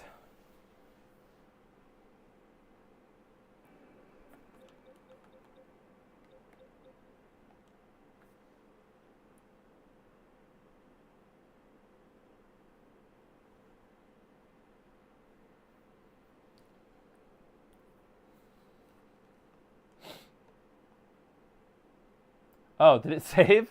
What the hell? Okay. Guess it saved.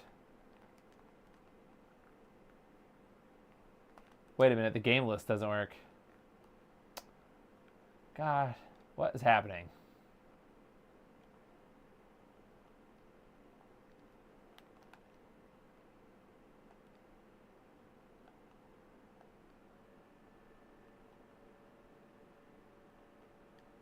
Okay, there we go.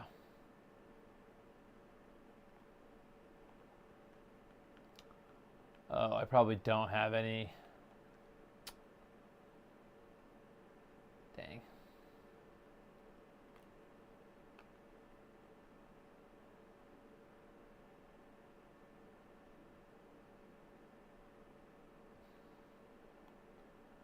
Yeah, I guess. Oh, I have Resident Evil 4.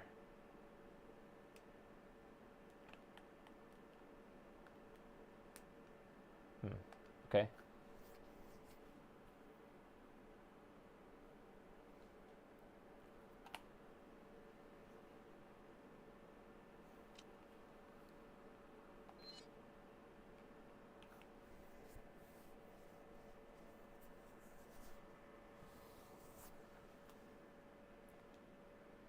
Ooh, gore.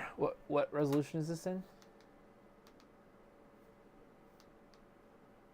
Okay, 40i. Interesting. Pretty sure OBL saves wherever it is stored. So if it's in your memory card, it would save there. If it's on a flash drive, it would save. Yeah, it's on a. I have an old FreeMake boot flash card.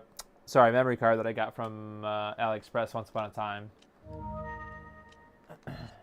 So okay, so there's no options per se here. I'm pretty sure that this was the game that Bobbling Pixels was using. You could do 480p, like in the game, or does it? Oh, widescreen. This probably does that. Does this widescreen turn it on? Oh, no. Okay.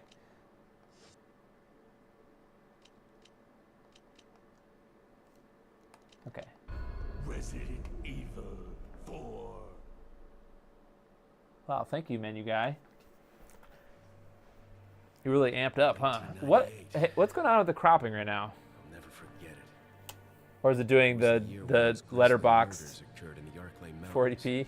Soon after, the news was out to the whole world, revealing that it was the fault of a secret viral experiment conducted by the international pharmaceutical enterprise, Umbrella.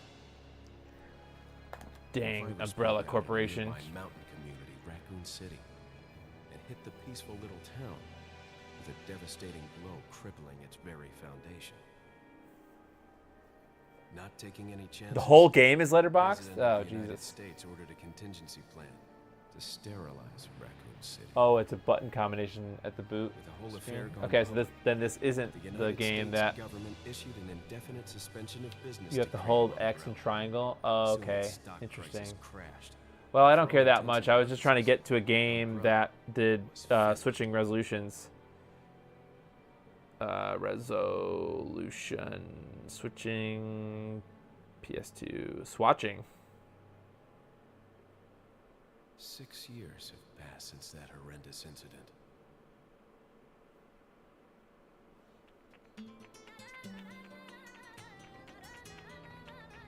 received special training via a secret organization working under the direct control of the president.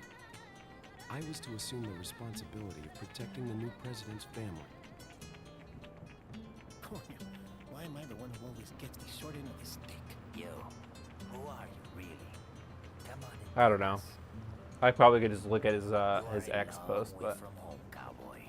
oh, good game to try. Okay, we'll try autocrop over here. That's a local's way of breaking the ice. Oh, I see. Yeah, you could hard code it or hard force it with the My GSM. assignment is to search for the president's. But let's see what happens when I auto crop it. By yourself?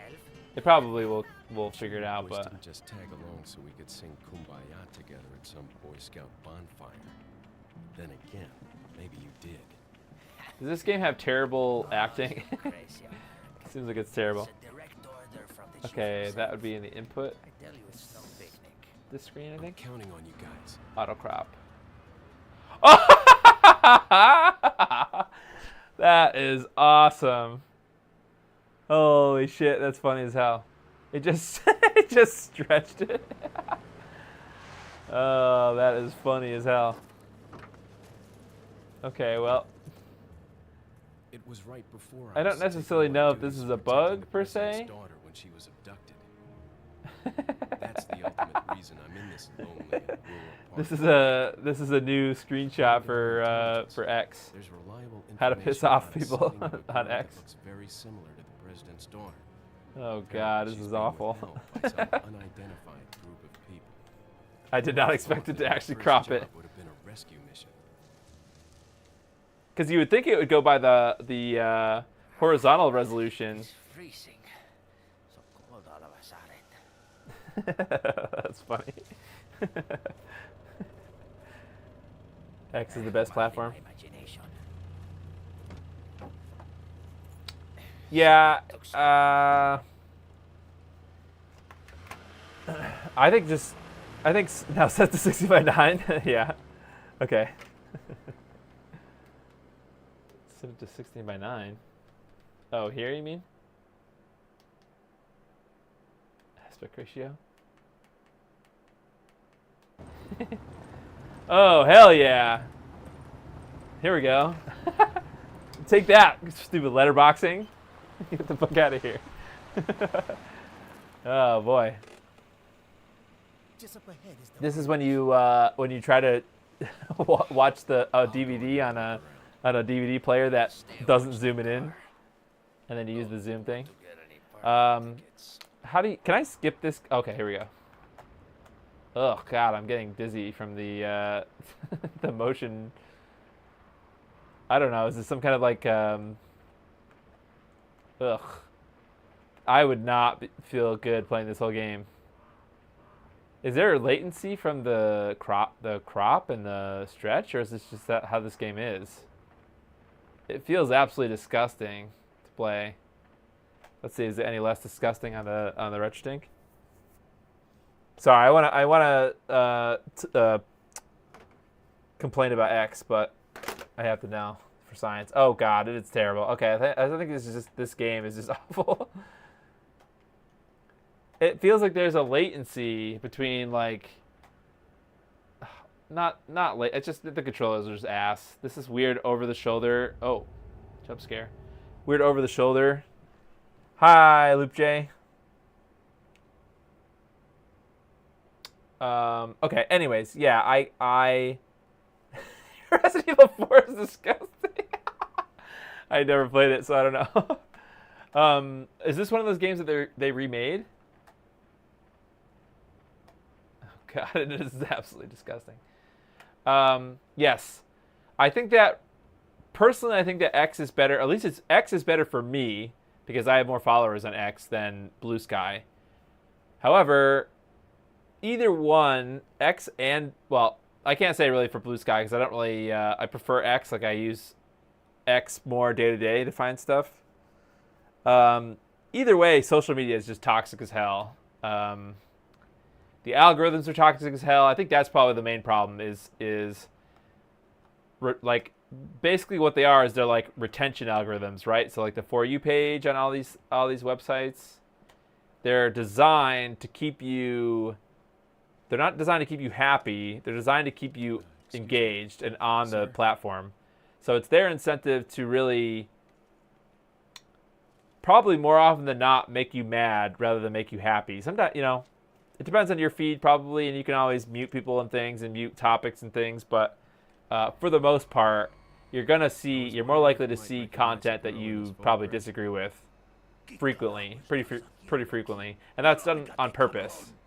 So I don't think that that's good for society. I mean, it is good on one hand because you can connect with people really easily, and for the most part, I think the retro community is not bad, right? There's a lot of how do I shoot this guy? Oh, whoops. How do I shoot? Okay, so I have the laser going, but how do I shoot him? Shoot him, shoot a man. Oh, X. Okay, figured it out. Yeah, basically either way, you're really not going to be happy on X. Did the physics on that car just freak out? So that's my problem really with X. It's not really like Elon. I mean, X was this way before Elon, in my opinion. So that's the problem that I have. X is a right-wing hellscape. I disagree. I think that it's both. Like you're probably likely to see what makes you mad, right? So I see a lot on my feed. I see a lot of things that are like dunking on Trump and things. Like I don't mean to get political, whatever, but like I see a lot of that. So like it depends. Like I see both. I wouldn't call it one hellscape or the other. It's really designed to be antagonistic. What's everyone streaming? Bingo. Yeah, I'm streaming this garbage game apparently. It's not supposed to have slick control scheme because it's I know. The only Resident Evil game that I've actually played, I believe, was the GameCube one. Yeah, but yeah, Red Panda, I agree with what you're saying. It forces you to see content you don't want to see. Yeah, that's the underlying factor, is that. And sometimes it's not even political stuff. I think I'm probably gonna sign off in a minute. I'm on both, Obi-Wan. I'm on Blue Sky and X. It also shows me stuff that I don't even want to see that's not even political stuff. Like, I don't want to see, like, sometimes I see, like, not like gore, but, like, somebody getting hurt. Like, I hate that content where, like, people get hurt, like, they get in car accidents or stuff, or, like, close calls, like somebody gets in an accident and nobody gets hurt, but it's like a terrible accident, like car accident or something. Like, I hate seeing that content. That makes me really mad because I feel like somebody's getting taken advantage of. Like, I just don't like it. I don't like fight videos. I don't like. There's just a lot of content that I really just don't want to see. So it really is, some people can view it as political, but I think that's your individual feed. You can always mute.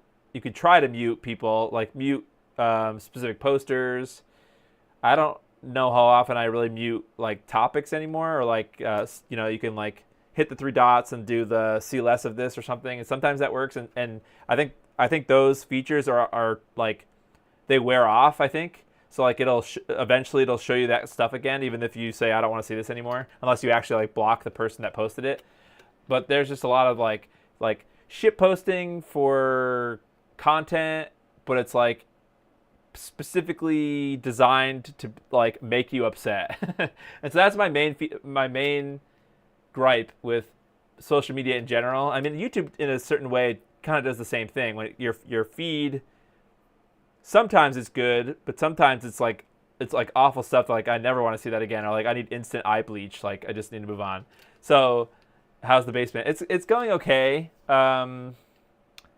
Can't really show you just because I can't turn it around, but and it's kind of gross. Well, actually, can I? No, I can't because this the light is in the way, so I couldn't even spin this around. But it's coming along. I'm being held up by this. Let's see if my picture comes out. So I'm trying to refinish the other half of the basement here, and so there's three walls really, because one of the walls is actually the same wall here, but it kind of like whatever. But on the same side of this wall over here is so the basement was finished. So like the wood paneling that you see here, this was all done in like the 70s. This house is from the 50s, but the wood paneling is from the 70s. And so I think like 1970 was like shortly before building codes were a thing, like started to become a thing at least in the United States. Um, so here's a beautiful site. This is a pipe. So I 1950s house. So I have radiators in my house. So this is a pipe. It's coming in at a diagonal. You can kind of see, and this horizontal board here is like the top of the wall, like the 2x4 wall. Like, so these are my some headers going here, whatever, for the floor. Like, so like that's the second floor, and that pipe is literally running. They literally cut 2x4s in half, and they kind of box the pipe in. So the problem with that, I mean, that's not code like at all. First of all, they wouldn't do it this way nowadays because they probably wouldn't use copper pipe. They'd probably use PEX. And with PEX, you can actually run the pipes through the headers, right? So you can actually drill holes. If you have a more modern house, you might, or whatever, you might notice it or whatever. But you can actually put the PEX through the rafters, and that way you could actually finish the ceiling if you wanted to without using a drop ceiling. That's the original design of the house. This house had no finished basement in the 1950s, so they just didn't really care where the pipes were. That's why you can't really tell in my basement, but here's a pipe. You can kind of see a pipe there in the corner of my right there. So that's one little visible pipe. So they didn't really necessarily plan where they put the radiator pipes when they built the house because they didn't finish the basement. They didn't really care. I mean, it was not designed really for it to be finished. So the problem was that pipe is literally going right through that wall there. So I have to hire a plumber because I'm comfortable doing electrical stuff in my own house, but I'm not at all comfortable doing plumbing. The only plumbing I've ever done is installed some shark bite fittings for quick disconnects for a sink. So that was very simple, right? No soldering involved. Not like I'm against copper pipe soldering, but I know there's a process, right? You have to like drain all the water out and whatever. So I don't really feel comfortable doing that here, and especially on the heating system. If it was something like I said, I did a sink, like I put quick disconnects on a sink, and I was comfortable with that because it was like my laundry sink, and if I had to, I could shut it off because there's shutoffs for that down here in the basement. But there weren't, I added shutoffs up in that room, so I could shut the water off upstairs. That's what I added the shark bite fittings for. But here, I literally would have to, somewhere on the other side of this wall is my water heater, and all the pipes kind of originate over there. And that's where I would probably have to drain the water from. That's the lowest part of the house is where the heating pipes meet the heater. But I'm not comfortable with that, so I have to hire a plumber to do that. So that's what is holding me up from finishing that side, because I'm not going to leave it like that. I'm not going to just leave the pipe in the walls. Yeah, I know. I'm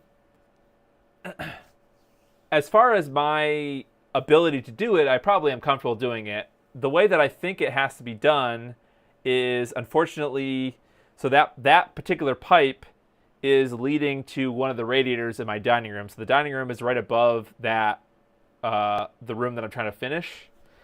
And I've learned that how, houses of this age, how they were designed originally, how the radiators were designed, is the radiators are designed basically to wrap as much of the outside wall as possible. So basically when the heat is on, it's kind of trying to counteract like the draft from the windows. So that's why they, like, if you have an old house and it has radiators, you'll probably notice that your radiators they'll wrap around as like a big surface area of that room.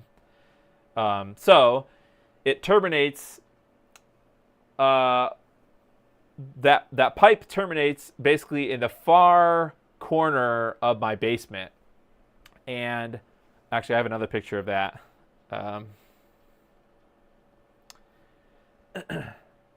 Okay, so here's the corner. Okay, so you can see there's the other part of that split 2x4, and you can see some other jank. This part, I can't, it's going this way. The other part, so like this 2x4 here that you can see is the other corner of that wall, and there's a lot of other things wrong with it. You can also see, and this is electrical issues, you can see this green wire here is actually a ground wire that goes from the electrical panel. I have two, I didn't install them, but somebody installed giant grounding rods outside. So actually there's two paths. The bottom green wire, I can't, it's hard to, whatever. This part of the green wire, the bottom part of it, is going to the panel, okay? But it's also going into this stud bay here. There's a green wire. Anyways, basically, the issue with it is they went right through the face of this 2x4. So that means that if I was going to install sheetrock, I would have to rerun this green wire because you can't. It's going to run into the sheetrock, right? It's not like that's not done properly, I guess. The other problem is this gray, you can kind of see a gray cable. That gray cable is for my dryer. This particular cable is a 6 gauge, which is very thick, 6 gauge wire. So that's kind of how they did it back in the day. It's a 240 volt wire. Long story short, it would be they would use a 10 amp 3 wire. So a 10-3 wire would replace that nowadays. So, but the problem with the wire, the old wire, is they notched the 2x4. Well, I guess this part is, it's sus, but I mean it's I don't know. Basically, they notched the 2x4 to go around the wire. So that's another issue with it. And so I've been doing some other electrical work to try to undo some of the electricians that have been here before. Their work is kind of lazy and not to code, so I've been fixing that. So the electrical stuff I'm fine with. The problem with the plumbing part is that copper, right? So the copper, whatever, the heater wire here, it goes into the very, very last stud bay. So which is right in here. And it's not a full width stud, because like this one, I'm having a hard time here. This stud bay here is also not a full width one. The one over here is the first full width one. It's like this is a kind of a narrow stud bay, or I'm saying the wrong thing. You know what I mean? Like the joist bay, I guess you could say. This here is on top of my cement wall. This is even more narrow than that. So what I would have to do, I think, is let's say I figured out how to drain the water. I think I'd have to do that over by the heater. And I haven't looked at the comments yet, so I don't know if you're probably like, what the hell? What I think you'd have to do is turn the water off. I think you could, I think there's enough room upstairs in the dining room to kind of cut the copper pipe and put a 90-degree angle in it so that you could basically, you're moving it over one joist bay and then go down again. So moving it like, it's probably not even 8 inches or whatever, but it makes it infinitely more accessible down here to replace that. So I'd probably do like I don't know if I would replace it with copper because I kind of want to hide it in the stud bay or the joist bays with PEX. So I'd probably want to, I don't know, put PEX and then bend it up in there. And then maybe I could use copper for everything that's kind of like facing upward or upstairs, I guess. So it's a little bit of a thing, and I'm just not 100% confident in how to handle the change. So water's just like electrons. I don't know about that. So I kind of want to try it, but I also don't want to ruin that and be left without water. So X creators or reposters get paid based on how much engagement they get over. Yeah, right. So that's the metric for X posts is not necessarily how good your posts are. It's really how much engagement you get, and engagement is this vague thing.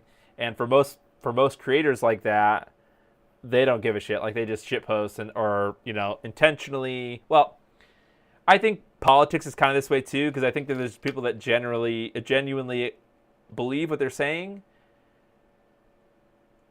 But just the arguments. You're not going to stop the arguments. So I don't know. yeah, that's right. I flooded the basement. Yeah. So I'm trying to tread lightly with the pipe things. I kind of want to do it because I want to learn more about how to do that. But yeah, I like copper particles in my water more than plastic. Yeah, that's true. I see what you're saying. I just know that the it would be a hell of a lot easier, I think, with PEX than with copper. Plus, I don't think you could bury copper in the joist bays. You could do it obviously this way, like these pipes are run perpendicular or parallel to the joists, but I don't think you could go like, into a joist that way. But you could with PEX. You could, because it's bendy, slightly bendy. You could bend the PEX up and into the joist bay. So I don't know. I'll get an opinion from someone who's a qualified. I mean, I would love to. If you were close to me, CEO, I would say come on over and teach me. But yeah. All right, I'm done ranting about things. We basically didn't really accomplish that much, other than, I don't know. We didn't even get to the bottom of the color thing. I really couldn't tell that much of a difference between the different. Maybe that edge adaptive interpolator setting maybe changed a little bit about the retro tank. That feature doesn't exist in a Morph, but apples to apples, using the motion adaptive settings for both, like whatever the default, like, I didn't change the I don't know what the what's the default interpolator for the retro tank. I don't even know. Just the default settings, they were like nearly identical as far as interlacing performance. And also we discovered that the 1080i thing exists, so that's got to get worked on. So I guess we accomplished that. We verified that the 1080i thing has a bug, so and that'll get there. Somebody mentioned that the retro tank had that same problem when it was first out. So, all right, that's it for me. I think we are gonna do something else. Do people still want to see more Morph stuff? Probably. So I'll have to figure out what to do. Maybe N64 might be a good one, because I want to try something with that the smoothing setting, that HQX and the whatever, those two smoothing settings there. So did I get the Neptune fix? No, I didn't look into it really. I didn't really have time. I'm gonna guess that it's just there's some schmutz or something in the port. So I probably would like to buy new 9-pin. Is this 9-pin or 8-pin? 1, 2, 3, 7, 8, 9. 9-pin, yeah. I probably will just end up buying a new DIN and replace this one, because this is the one I stole this one from the original Genesis console, from this shell. So yeah, that'll probably. I think it's just got.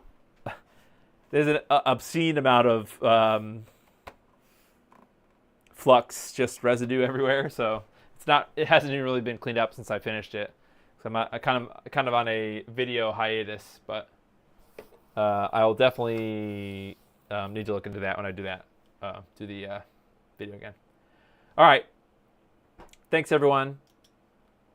Spray it with the oxide. Oh yeah, okay. I might just try that. Yeah, I would like to get some anyways, because I know that like Adrian's Digital Basement uses that all the time. So I'll definitely try that for sure before I don't have any. That's the problem. I have to order some. So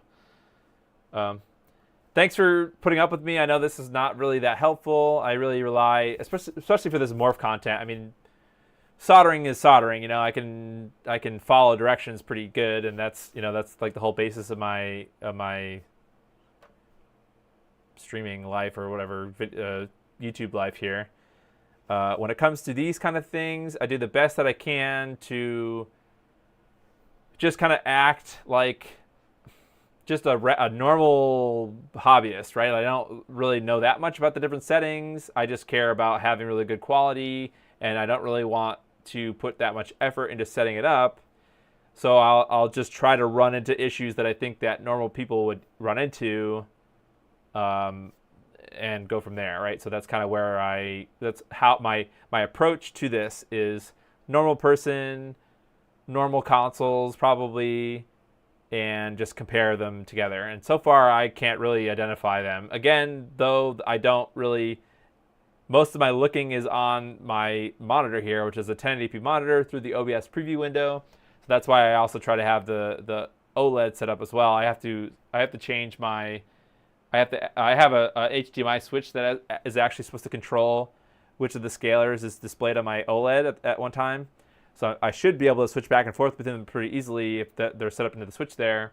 But I guess I didn't. It hasn't been set up since I was occasionally using. I have two of those capture cards, the Live Gamer 4K capture cards, but I was using them at one point as an input for my A7S III. So this is it has 4K output, this camera. So I was using one of those Live Gamers for this output, but I actually bought one of the. I don't need to do that anymore because I bought one of the external, the newer Live Gamer, the external one that does the 4K 120 or whatever input. So I have one of those also in this computer for that camera. So, but I had blown up my wiring, my wire management for that.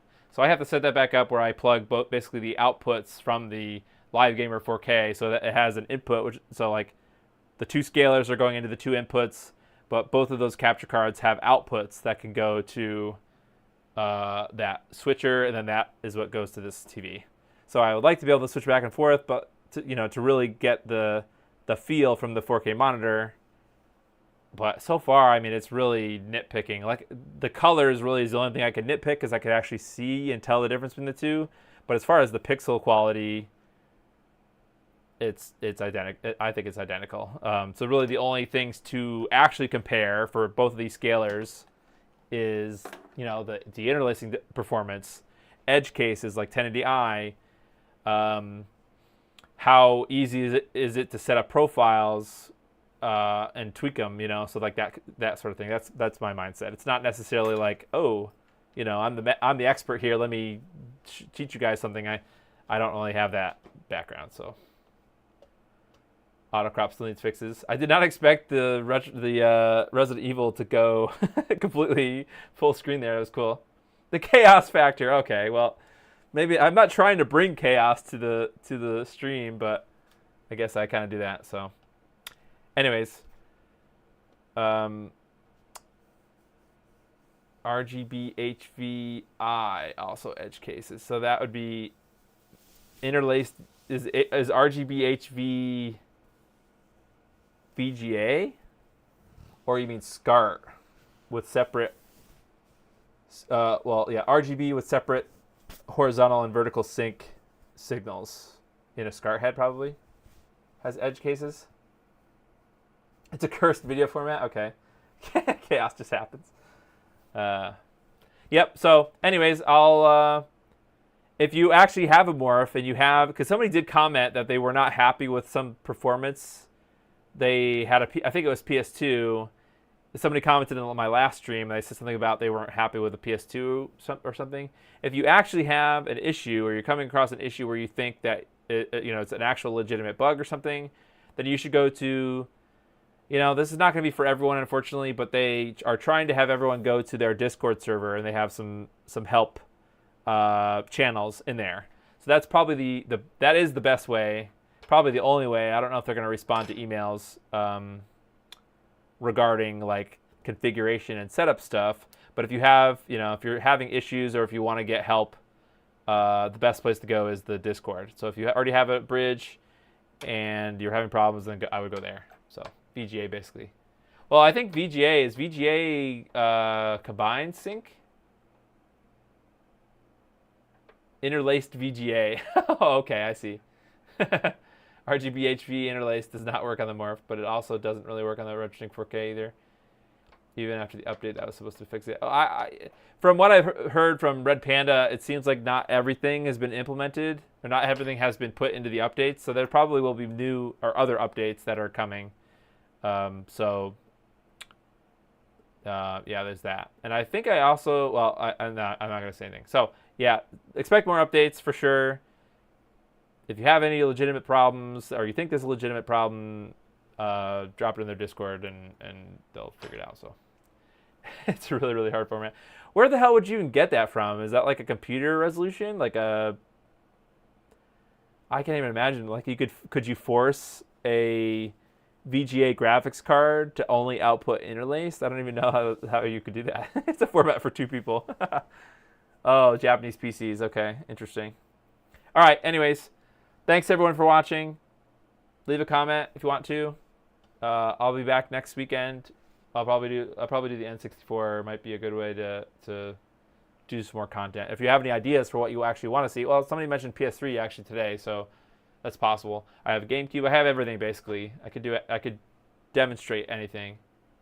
Whether I am productive or not is another story. But oh, the PC 8801 and the FM Towns only output. Oh, okay. So I'll run. I would run into that if I tried to use the FM Towns computer with the with either scaler. Interesting. All right. Thanks everyone. See you next weekend.